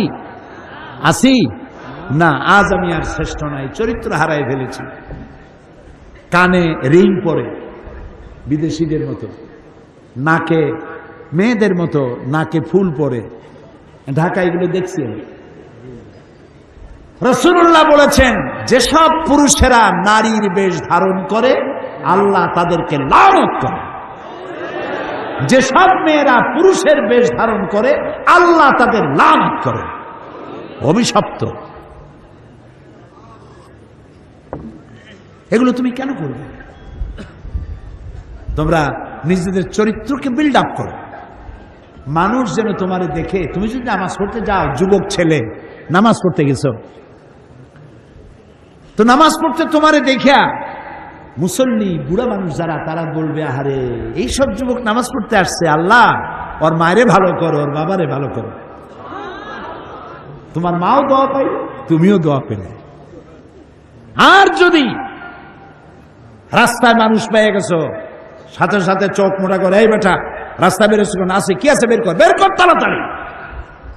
যা আছে বাইর করে দিল, আর বললো, আল্লাহ এই শয়তানটারে গজব দাও, আর ওর মা বাপেরও গজব দাও, এমন শয়তান পেটে ধুইছে মায়। তো তোমার মা বাপকে তুমি গালি শোনাবা? প্রিয় বগুড়ার যুবকেরা, আমি কি তোমাদের কাছে এই ওয়াদা পেতে পারি যে তোমরা কোরআন শরীফ বুঝে পড়বে? শুধু যুবকদের হাত দেখতে চাই, শুধু যুবক। আল্লাহু আকবার, আল্লাহু আকবার। আলহামদুলিল্লাহ, আলহামদুলিল্লাহ। বসো বসো বসো বসুন। আমি দাঁড়াতে বলি নাই, দাঁড়াতে বলি নাই, বসো। আমি খুশি হয়ে গেলাম, আমি খুশি হয়ে গেলাম, আল্লাহ খুশি হলেন, আলহামদুলিল্লাহ। আমি কি পয়সা চাইছি? আমি বলেছি কোরআন তোমরা বুঝে পড়বে। বাংলা ভাষার কোরআন শরীফের তাফসীর আছে, তোমরা কোরআন শরীফের তাফসীর পড়বা, হাদিস পড়বা, বুঝবা আর আমল করবা। জীবনটা কোরআন আর হাদিস দিয়ে সাজাবা। জীবনটা সাজাবে কি দিয়ে? কোরআন আর হাদিস দিয়ে। দুনিয়াও শান্তি পাবে, আখিরাতেও শান্তি লাভ করবে। প্রিয় যুবকেরা, তোমরা সমাজ সেবা করবে। কি করবে বলো তো? সমাজ সেবা। আজান হয়ে গেলেই সব মসজিদে চলে যাবে, 5 ওয়াক্ত নামাজ বা জামাত আদায় করবে। আল্লাহর নবী বলেছেন, লা দীনা লিমান লা সালাতা লাহু যার কাছে নামাজ নাই তার কাছে দিন নাই। মান তারাকা সালাতান মুতাআম্মিদান ফাকাদ কাফারা, ইচ্ছে করে যে নামাজ ছেড়ে দিল সে কুফরি করলো। ইচ্ছে করে নামাজ ছেড়ে দিল সে কাফেরের কাজ করলো। নামাজ পড়লো না তো কিসের কাজ করলো বলেন না ভাই? নামাজ না পড়া কার কাজ? কাফেরের কাজ। কাফের হয় নাই, নামাজ না পড়লে কাফের হয় না। নামাজ না পড়াটা কাফেরের কাজ, আর নামাজ পড়াটা মুসলমানের কাজ। পাঁচ ওয়াক্ত নামাজ সঠিকভাবে আদায় করবে। নবী করিম সাল্লাল্লাহু আলাইহি ওয়াসাল্লাম তার জীবনের সর্বশেষ যে কাজটা কথাটা বলেছিলেন সেটা ছিল কি? নামাজ। ইন্তেকালের 5 দিন আগে প্রচন্ড জ্বর হলো, মাথায় যন্ত্রণা হলো, বারবার বেহুশ হয়ে পড়েন। যে রাত্রে ইন্তেকাল করবেন সেই রাত্রে সাহাবায়ে কেরাম কেউ ঘরে ফেরে নাই, সবাই কাঁদতেছে। সকলের ধারণা নবীজি খুব তাড়াতাড়ি বিদায় হয়ে যাবেন। ঘরের মধ্যে স্ত্রীরা কাঁদেন, জামাই কাঁদে, নাতি নাতনি কাঁদেন। সব থেকে বেশি কাঁদছেন হযরতে মা ফাতিমা রাদিয়াল্লাহু তাআলা আনহা। রাসূলুল্লাহর হুশ এলো, হযরত ফাতেমার কান্না দেখে কাছে ইশারা করে ডাকলেন, কানে কানে কি যেন বললেন। হযরত ফাতেমার কান্না বন্ধ হয়ে গেল। হযরত আয়েশা ফাতেমাকে ডেকে বলেন, মা তোমার আব্বা জান কি তোমারে বলল, কান্না বন্ধ হলো তোমার? হযরত ফাতেমা বলেন, মা আমার আব্বা জান আমাকে কানে কানে বললেন, মা কাঁদিস না, তোর কান্না আমার বরদাস্ত হয় না। আমি তোমাকে সুসংবাদ শোনাই, আমি মরে যাওয়ার পর সবার আগে তোমার সাথে আমার দেখা হয়ে যাবে। হযরত ফাতেমা বুঝতে পেরেছেন এর অর্থ হলো রাসূলের ইন্তেকালের পরে আত্মীয় স্বজনের ভিতরে সর্বপ্রথম ফাতেমার ইন্তেকাল হবে। হয়েছিল তাই। রাসূলুল্লাহ বেহুশ হয়ে পড়লেন, আবার হুশ হলো, আবার বেহুশ হলেন। ফজরের পরে হযরত জিবরাইল এসে বলছেন, আসসালামু আলাইকা ইয়া রাসূলুল্লাহ, হে আল্লাহর রাসূল, আল্লাহ আপনাকে সালাম বলেছেন আর তিনি জানতে চেয়েছেন আপনি কেমন আছেন। তিনি জানেন আপনি কেমন আছেন, তারপরেও তিনি জানতে চেয়েছেন আপনার মুখে আপনি কেমন আছেন। নবীজি বললেন, আমি বড়ই কষ্টের ভিতরে আছি, অসুস্থ আছি। হযরতে জিবরাইল বলছেন, ইয়া রাসূলুল্লাহ, একজন নতুন ফেরেশতা এসেছে আজ আমার সাথে, যে ফেরেশতা কোন মানুষের কাছে আসার জন্য অনুমতি কোনোদিন চায় নাই আর কোনোদিন চাবেও না, শুধু আপনার অনুমতি চায় আপনার কাছে আসার জন্য। সে ফেরেশতার নাম মালাকুল মউত।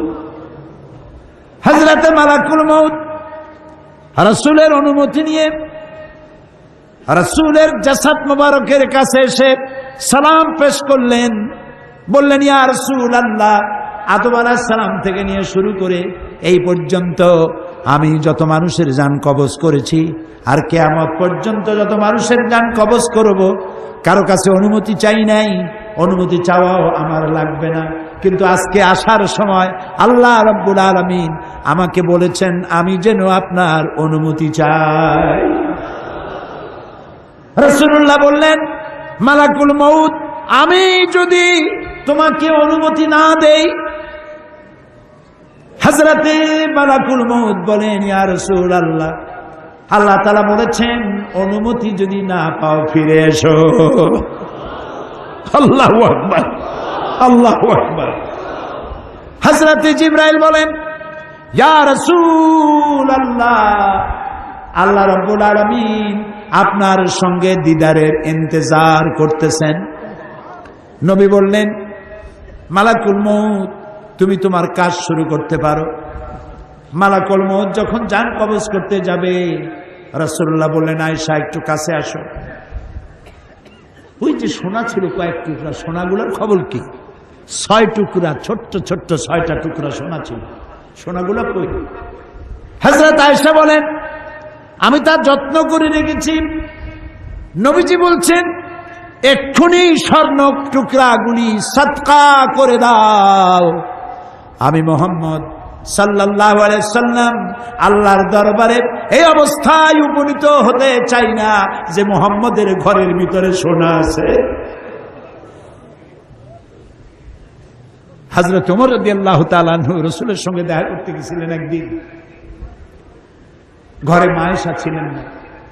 হযরত ওমর সালাম দিয়ে ঘরের মধ্যে ঢুকে দাঁড়ায় দাঁড়ায় কাঁদতেছেন, বাচ্চা শিশুর মতো ডুকরে ডুকরে কাঁদছে। রাসূলুল্লাহ জিজ্ঞেস করছেন, ওমর কাঁদো কেন? হযরত ওমর বলছেন, আমি বিশ্বনবীর ঘর দেখতেছি, ছোট্ট একটা ঘর, এক কোনায় একটা সরাহি পানি রাখার পাত্র কাইতে হয়ে পড়ে আছে, একটা গ্লাস কাইতে হয়ে পড়ে আছে, আর এক কোনায় 1 কেজি কি আধা কেজি জল পড়ে আছে, আর রাসূল শুয়ে আছেন দড়ি দিয়া বুনানো একটা খাটিয়ার উপরে, চাদর নাই, বালিশ নাই, হাত মোবারক মাথার তলে দিয়ে শুয়ে আছে, পিঠ মোবারকে দড়ির দাগ কেটে আছে। হযরত ওমর বলছেন, ইয়া রাসূলুল্লাহ, আমি তো বরদাস্ত করতে পারছি না। বিশ্বনবী তার পিঠে দড়ির দাগ, পানির পাত্র কাইট হয়ে পড়ে আছে, খাট নাই, বালিশ নাই, আপনি আমাকে অনুমতি দেন, আমি আপনার জন্য একটা তোষক বানাই নিয়ে আসি। রাসূলুল্লাহ বললেন, ওমর, আমি তো দুনিয়ায় শান্তি করতে আসি নাই। আমি যদি ওহদ পাহাড়কে বলি, ওহদ আমার জন্য সোনায় পরিণত হয়ে যা, ওহদ পাহাড়টাই সোনা হয়ে যাবে। শান্তি করতে আসি নাই। নবীজি বললেন, আয়েশারে সোনাগুলি বিতরণ করে দাও, সদকা করে দাও। মালাকুল মউতকে বললেন, তুমি তোমার কাম সারো। জান কবর শুরু হয়ে গেল। নবীজি জীবনের শেষ কথা মুখ থেকে উচ্চারিত হলো, আসসালাত আসসালাত ওয়া মা মালাকাত আইমানুকুম, ও আমার উম্মতেরা, নামাজ নামাজ। ইন্তেকালের সময় মেয়ের কথা বললেন না, নাতির কথা বললেন না, জামাইয়ের কথা বললেন না, উম্মতকে স্মরণ করালেন, ও আমার উম্মতেরা, নামাজ ছেড়ে দিও না, আর তোমার অধীনস্থ ব্যক্তিদেরকে জ্বালা যন্ত্রণা দিও না, চাকর বাকরের জ্বালা যন্ত্রণা দিও না, গরিব মানুষের দিকে লক্ষ্য রেখো। আর আমি চিরজনমের মতো তোমাদের থেকে বিদায় নিয়ে গেলাম, নামাজ ছেড়ে দিও না। কিয়ামতের দিন ওই রাসূল যদি আমাদেরকে উম্মত বলে পরিচয় না দেন, জান্নাতে যাওয়ার উপায় নাই। ও আমার বগুড়ার যুবকেরা, বগুড়ার ভাইরা, জীবনে বহুত নামাজ চলে গেছে। কোরআন শরীফের মাহফিলে আজকে ওয়াদা করতে পারি, নামাজ আর ছাড়বো না। পারি পারি কোন তাকবীর আর স্লোগানের দরকার নাই। দুটা হাত উঁচা করো, বলো, ইয়া আল্লাহ, তোমার নামে কসম করি, তোমার নামে শপথ করি, যতদিন পর্যন্ত মালাকুল মউত আমার মাথার কাছে না আসতেছে, ততদিন পর্যন্ত ফরজ নামাজ, ফরজ রোজা আর ছাড়বো না, আর ছাড়বো না, আর ছাড়বো না। ইয়া আল্লাহ, আমার মৃত্যু পর্যন্ত আজকের এই ওয়াদা পূরণ করা তৌফিক আমাকে দান করো। আমিন আমিন আমিন ইয়া রাব্বাল আলামিন।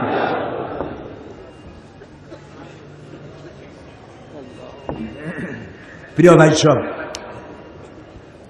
আমরা এখন মোনাজাতের দিকে আগাচ্ছি, মোনাজাতের দিকে আগাচ্ছি। এত বড় মাহফিল জীবনে আরেকটা পাবো কোনো নিশ্চয়তা নাই। আছে কি কোনো নিশ্চয়তা? তাহলে দাঁড়ানো ভাইরা বসেন, আমি কিন্তু একবারও বলি নাই বসেন বসেন। এই মাহফিলের এই মাইকের আওয়াজ যদ্দূর শোনা যায়, রাস্তায় আছেন, ছাদের উপরে আছেন, যেখানে আছেন সেখানে বসেন, যেখানে আছেন ওখানে বসেন, যে দাঁড়ায় তারেও বসায় দেন। প্রিয় ভাই সব, আমি বলেছিলাম কথা বলবেন না কেউ। এত বড় মাহফিলের মোনাজাত পাওয়া কিসমতের ব্যাপার। কারো কপালে না থাকলে আমি তো দিতে পারবো না। এটা কিসের ব্যাপার? কপালের ব্যাপার। প্রিয় ভাই সব, সমাজ সেবার কথা বলেছিলাম, সেই সমাজ সেবা করার জন্যই যাকাত কালেকশন করবেন, যাকাত দিবেন, মানুষের উপকার করবেন। দারুস সুফা ট্রাস্ট শুধু মাহফিলই করে না, জনকল্যাণমূলক কাজ করে। আপনার যাকাতের একটি অংশ তাদেরকে দিলে আপনার যাকাতের পারপাস সার্ভ হবে, তারা অনেক ভালো ভালো কাজ করতে পারবে। আর আজকে আমরা মোনাজাত করব, দোয়া করব। এই যে বিগত 36টি ঘন্টা শ্বাসরুদ্ধকর পরিবেশ বাংলাদেশের উপর থেকে চলে গেছে। গতকাল আমি বলেছি, আমাদের সেনাবাহিনী আমাদের গৌরব, আমাদের অহংকার। আমাদের বিডিআর সীমান্ত পাহারা দেয়, রক্ত দিয়ে, জীবন দিয়ে সীমান্ত পাহারা দেয় রাত এবং দিন। আমাদের র্যাব সন্ত্রাস মুক্ত বাংলাদেশ গড়ার পেছনে তাদের অবদান অনেক। আমাদের পুলিশ মাত্র 1,500, 2,000, 2,500 টাকা বেতন পায়। ওর বন্দুকটা নিয়ে ও যে ডাকাতি করে না, এই তো জাতির কপাল। ওর প্রয়োজন তো আমরা মিটাইতে পারি না। এই অবস্থায় এত কম পয়সায় পুলিশের ছুটি নাই, শুক্রবার নাই, বৃহস্পতিবার নাই, ঈদ নাই, শীত নাই, রাত নেই, দিন নেই, সারাক্ষণ ডিউটি করতে হয়। আমাদের অ্যাসেট এই গরিব দেশটারে এই সমস্ত আইন শৃঙ্খলায় নিয়োজিত বাহিনী, প্রতিরক্ষা বাহিনী, এরা আমাদের গৌরবে। যে ঘটনা ঘটল জাতির জন্য এটি একটি কলঙ্ক। অনেক অফিসার শেষ হয়ে গেল। আইজিপি, তার মেয়ের বিয়ে হয়েছে 2 মাস না 3 মাস আগে। আর্মি অফিসার, তার মেয়েটা বিধবা হয়ে গেল। কত জেনারেল, কত কর্নেলের বউ বিধবা হয়ে গেল, বাচ্চাগুলি এতিম হয়ে গেল। আহারে, যারাই কাজ করেছে আল্লাহ তাদের হেদায়েত করুন। আর যারা মারা গেছেন আল্লাহ তুমি তাদেরকে শহীদি দরজা দিয়ে দিও। আর এদের উপরে আমরা আল্লাহর কাছে দোয়া করব, আমাদের আর্মি, আমাদের বিডিআর, আমাদের পুলিশ, আমাদের আনসার, আমাদের র্যাব, আল্লাহ যেন মায়ের পেটের ভাইয়ের মতো পরস্পর পরস্পর বাহিনীর প্রতি যেন মোহব্বত আল্লাহ পয়দা করে দেন। জাতীয় শোক দিবস প্রত্যেক মসজিদে মসজিদে আপনারা দোয়া করবেন, প্রত্যেক মসজিদে দোয়া করবেন, জাতীয় পতাকা অর্ধনমিত করে রাখবেন। এটা জাতির জন্য বিরাট শোক। বিশ্বের দরবারে আমাদের মর্যাদা এমনি কম, আরো খানিকটা খাটো হয়ে গেল। আমরা আল্লাহর কাছে দোয়া করবো, আল্লাহ সমস্ত শকুনের কুদৃষ্টি থেকে 56,000 বর্গ মাইলের এই দেশটা তুমি দয়া করে বাঁচায় রাখো। এখন সভাপতি মাত্র 1 মিনিট কথা বলবেন, বেশি সময় দেব না। 1 মিনিট সভাপতি, এই শহরের মাটি ও মানুষের নেতা, জননেতা, বীর মুক্তিযোদ্ধা জনাব শাহাবুদ্দিন সাহেব কথা বলবেন। আর একজন হিন্দু মুসলমান হওয়ার জন্য এসেছেন, তিনি মুসলমান হবেন। ভাই ও বোনেরা, আমি আগে কথা বলেছি, আর কথা নাই। আমরা আল্লাহ তাআলার শুকরিয়া আদায় করছি যে আমাদের সব প্রোগ্রামগুলো এই মুহূর্তে শেষ হয়ে যাচ্ছে। আমরা তো অভিমান করছে, আলহামদুলিল্লাহ।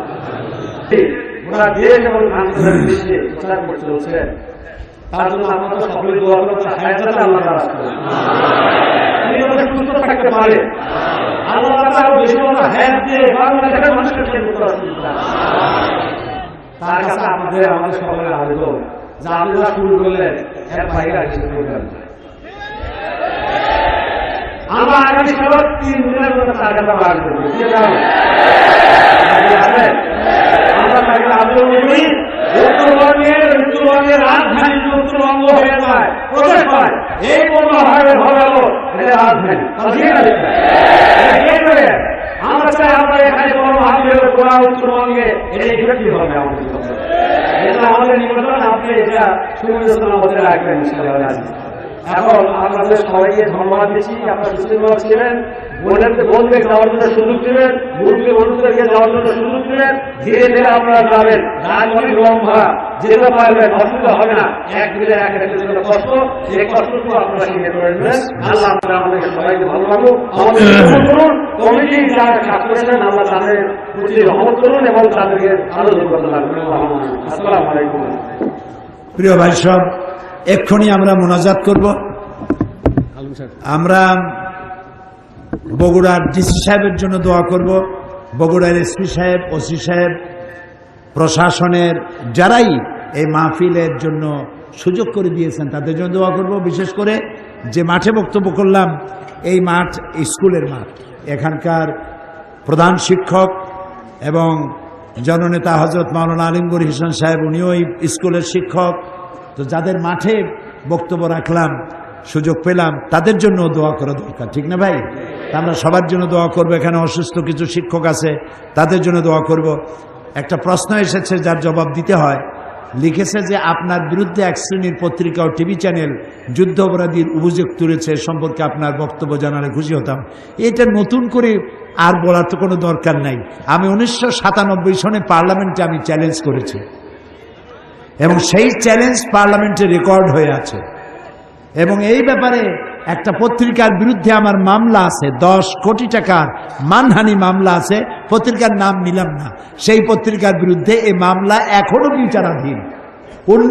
আপনারা মুখস্থ করেন, 1974 সনের আগ পর্যন্ত বাংলাদেশের অথবা পাকিস্তানের কোন রাজনৈতিক দলের সাথে আমার কোনো সম্পৃক্ততা ছিল না।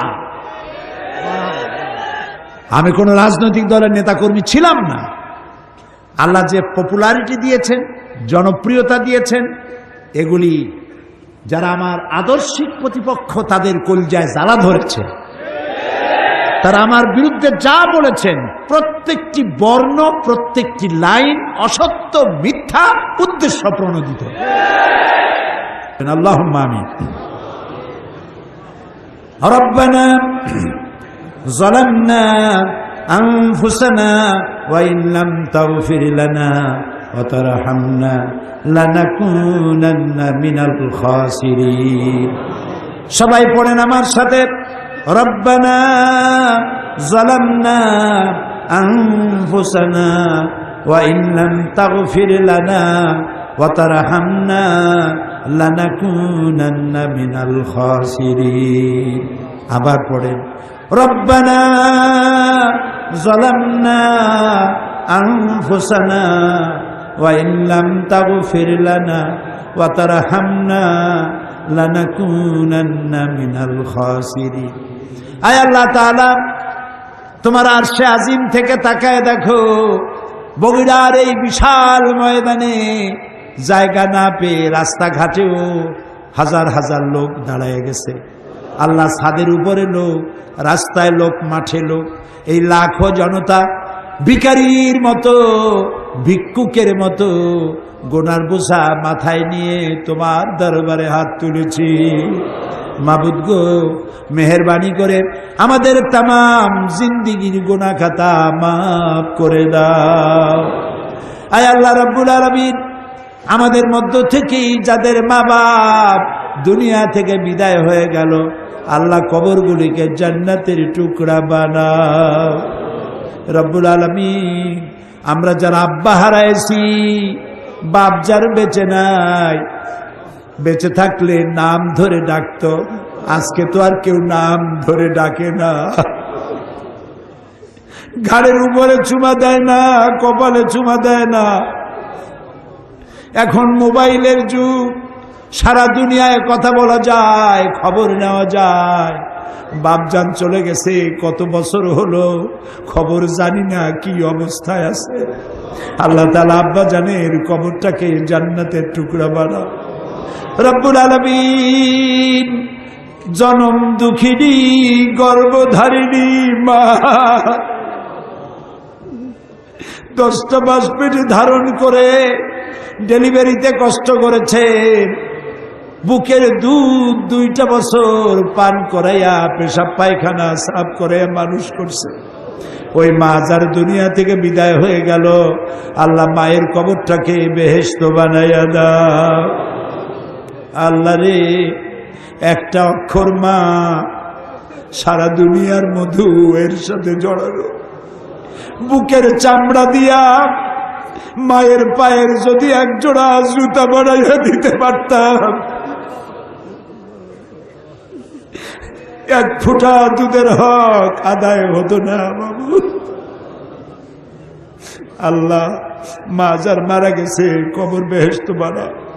আমাদের মা বাপ যাদের অসুস্থ বৃদ্ধ হয়ে গেছে, বিছানায় পড়ে আছে, আল্লাহ তাদেরকে কষ্ট দিও না।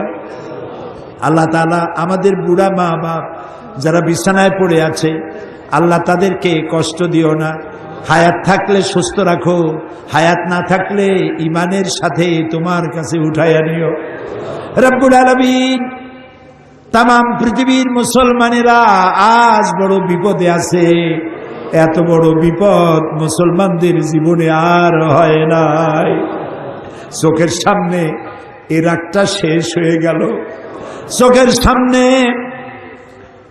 আফগান শেষ হয়ে গেল, চোখের সামনে ফিলিস্তিন শেষ হয়ে গেল। ফিলিস্তিনে গোলাপের পাপড়ির মতো সুন্দর চেহারা বাচ্চাগুলি ইহুদিদের গুলি খাইয়া বিদায় হয়ে গেল। মা বাবা নিহত বাচ্চা কপালের উপরে চুমা দিয়া শেষবারের মতো বিদায় দিয়া দিল। ফিলিস্তিনে এখন আর কবরেরও জায়গা নাই। আল্লাহ তাআলা, তুমি মুসলমানদের উপরে রাগ করেছ। আল্লাহ, তুমি যদি রাগ করো আমরা যাবো কই? তুমি যদি গুসা করো আমরা যাবো কই? আমাদের যদি তুমি ফালাইয়া দাও, তোমার বান্দার অভাব নাই, কিন্তু আমাদের ভালাই দিলে তোমার মতো আল্লাহ পাবো কই? তুমি আমাদের আল্লাহ, তুমি আমাদের রব, তুমি আমাদের মনিব, তুমি আমাদের খালেক, তুমি আমাদের রাজ্জাক। বাচ্চা অপরাধ করে, মা বাবা যখন দেখে বাচ্চা কান্দে ক্ষমা করে দেয়। আমরা বাচ্চার মতো পরিণত বয়সেও জীবনের দুর্বলতম মুহূর্তে অনেক গুণাগুলি ফেলেছি বাবু। সেই গুণাগুলি কেউ দেখে নাই, তুমি দেখেছো বাবু। কিয়ামতে লক্ষ কোটি মানুষের সামনে আমাদের গোপন গুণাগুলি প্রকাশ করে দিয়ে আমাদেরকে লজ্জা দিও না বাবু। আল্লাহ তাআলা 3000 বছর ধরে তুমি জাহান্নামের আগুনকে উত্তপ্ত করেছো। রক্ত মাংসের শরীর নিয়ে দোজখের আগুনে জ্বলতে পারবো না। জাহান্নামের আগুন আমাদের জন্য হারাম করে দাও। মাবুদ, তুমি একটু তাকায় দেখো তো, আমাদের প্রত্যেকের চোখে পানি, আমাদের গাল বেয়ে পানি পড়তেছে, তাকায় দেখো বাবু। আমাদের হাত তো কোনো রাজা বাদশার কাছে পাতি নেই। বিশাল আকাশের মালিক, জমিনের মালিকের কাছে দুহাত পেতেছি, ভিক্ষার হাত। ফেরত দিও না বাবু, ফিরাইয়া দিও না। কান্দো ভাইরা, কান্দো। আর কান্দবা কবে? আল্লাহ তাআলা রহমতকে তুমি দয়াকে 100 ভাগ করছো। 1 ভাগ দিছো সারা দুনিয়ায়, 99 ভাগ তোমার কাছে। তুমি বলেছো, কুল ইয়া ইবাদিয়াল্লাযীনা আসরাফু আলা আনফুসিহিম লা তাকনাতু মির রাহমাতিল্লাহ। আমরাও তোমার রহমত থেকে মায়ুস হব না মাবুদ। তুমি বলেছো, ইন্নাল্লাহা ইয়াগফিরুয যুনুবা জামিআ। আমরা সব গুনার জন্য ক্ষমা চাই, আল্লাহ আমাদেরকে মাফ করে দাও। আল্লাহ গো, তুমি তাকায় দেখো কত যুবক। এই যুবক কিন্তু সিনেমায় যাওয়ার কথা, এগুলো তো পাপ কাজে যাওয়ার কথা। এই যুবকগুলি কোরআন শুনতে আসছে। আল্লাহ, যুবকেরা যত গুনাহ করছে ওদের পক্ষ থেকে আমরা মাপ চাই। সব যুবক মাফ করে দাও।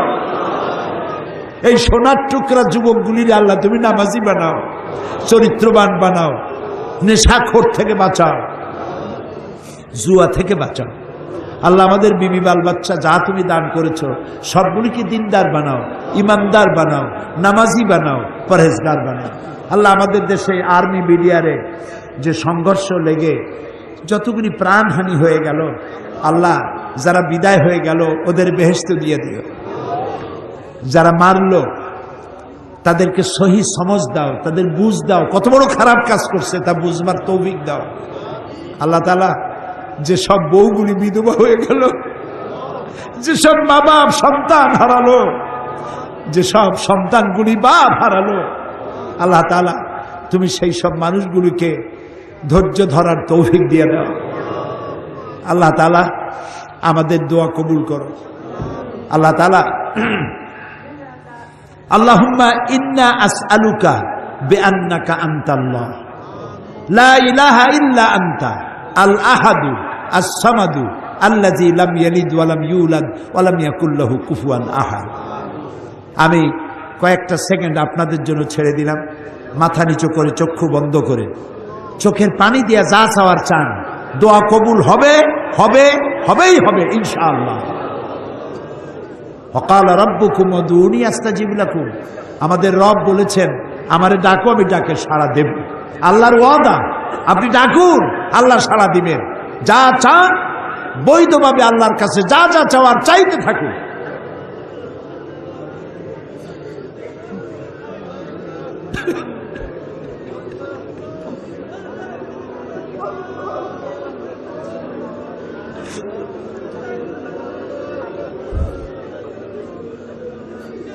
আয় আল্লাহ, তুমি আলিমুম বিজাতিস সুদূর, তুমি আলিমুম বিজাতিস সুদূর, তুমি নিশ্চয় শুনতে পাচ্ছ তোমার বান্দারা কি চাইতেছে। বাবু খালি হাতে কেউরে বিরাইও না বাবু। আমি এক গুনাহগার বান্দা আল্লাহ, আমি আপনাদের কাছে দোয়া চাই, আল্লাহ যেন দয়া করে কোরআনের খেদমতের তৌফিকটা দেন। কোরআনের খেদমতের জন্য যে ধরনের কণ্ঠস্বর আর স্বাস্থ্য দরকার, আল্লাহ যেন দয়া করে গোলামকে দান করেন। আর একটা দোয়া চাই, বগুড়াবাসী মাওলানা আব্দুর রহমান ফকির ইসলামী আন্দোলনের বীজ বপন করেছিলেন এই জমিনে। আল্লাহ তুমি দয়া করে ফকির সাহেবের কবরটাকে জান্নাতের টুকরা বানাও। আমার বড় মামা মাওলানা নুরুল ইসলাম সাহেব এই বগুড়ায় থাকতেন, দুনিয়া থেকে বিদায় হয়ে গেছে। আল্লাহ কবরটাকে জান্নাতের টুকরা বানায় দাও। প্রিয় ভাই সব, মানুষের হায়াত মওতের কোনো স্থিরতা নাই। আপনারা আমাকে ভালোবাসেন, এর জন্য আমি কৃতজ্ঞ। আমি আপনাদের কাছে দোয়া চাই, যেদিন আপনাদের কানে যেদিন খবর আসবে সাইদি নাই, একদিন ইতিহাস থেকে আমিও হারায় যাব। কিয়ামতের দিন আল্লাহ যেন আমাকে মাফ করে দেন। আমি কিচ্ছু চাই না আল্লাহর কাছে। আল্লাহ যদি বলেন কিয়ামতে তোরে মাফ করে দিলাম, এর থেকে বড় পাওনা আমার নাই। হায় আল্লাহ, এদেশে ইসলামের জন্য কারা রক্ত দেয়? আল্লাহ, এ জমিনে ইসলামের জন্য কারা মার খায়? এ জমিনে ইসলামের জন্য রাস্তায় রাস্তায় জীবন দেয় কারা? তুমি কি চেনো না? আল্লাহ, ষড়যন্ত্রকারীদের সব ষড়যন্ত্র থেকে তোমার গোলামদেরকে তুমি হেফাজত করো, তোমার কুদরতের চাদরটা দিয়ে হেফাজত করো। আল্লাহুম্মা লা তারুদ্দানা খায়িবিন, আল্লাহুম্মা লা তারুদ্দানা খায়িবিন। আল্লাহ যা বলতে পারলাম না তা তুমি নিশ্চয়ই বোঝো। আল্লাহ একেবারে খালি হাতে ফেরত দিও না। আল্লাহুম্মা লা তারুদ্দানা খায়িবিন, একেবারে কিছু না দিয়া খালি হাতে এতগুলা মানুষকে তুমি ফেরত দিতে পারো না, পারো না, পারো না। তুমি গফুর, গফফার, ওদুদ, সাত্তার। আল্লাহ যারা মাঠ ছেড়েছেন তাদের প্রতি রহম করো, প্রশাসনের প্রতি রহম করো, দারুস সোফা ট্রাস্টকে কবুল করো। রব্বানা তাকাব্বাল মিন্না ইন্নাকা আনতাস সামিউল আলিম ওয়া তুব আলাইনা ইন্নাকা আনতাত তাওয়াবুর রহিম। সুবহানা রাব্বিকা রাব্বিল ইজ্জাতি আম্মা ইয়াসিফুন ওয়া সালামুন আলাল মুরসালিন ওয়ালহামদুলিল্লাহি রাব্বিল আলামিন। ওয়াজআল আখিরা কালামিনা ইনদাল মাউত লা ইলাহা ইল্লাল্লাহু মুহাম্মাদুর রাসূলুল্লাহ। আসসালামু আলাইকুম ওয়া রাহমাতুল্লাহ। প্রথম দিন যে ইসলাম কবুল করলো তার নাম ছিল, সে নাম পছন্দ করেছে আব্দুর রহমান, আর আজকে যে আসলো সে নাম পছন্দ করেছে আব্দুল্লাহ। আলহামদুলিল্লাহ। পড়ো লা ইলাহা ইল্লাল্লাহু মুহাম্মাদুর রাসূলুল্লাহ। আল্লাহ ছাড়া কোনো ইলাহ নাই, মাবুদ নাই, উপাস্য নাই। মুহাম্মদ সাল্লাল্লাহু আলাইহি ওয়াসাল্লাম আল্লাহর প্রেরিত রাসূল। আশহাদু আন লা ইলাহা ইল্লাল্লাহু ওয়াহদাহু লা শারীকা লাহু ওয়া আশহাদু আন্না মুহাম্মাদান আবদুহু ওয়া রাসূলুহু। আমি সাক্ষ্য দিচ্ছি, বলো আমি সাক্ষ্য দিচ্ছি, আমি সাক্ষ্য দিচ্ছি আল্লাহ ছাড়া কোনো ইলাহ নাই, মাবুদ নাই, উপাস্য নাই। তিনি এক, তিনি একক, তার কোনো অংশীদার নাই। আমি আরো সাক্ষ্য দিচ্ছি, আমি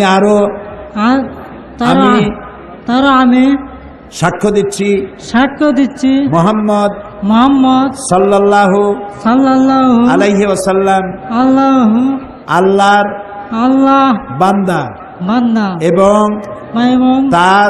তার প্রেরিত রাসূল। বলো আসসালামু আলাইকুম।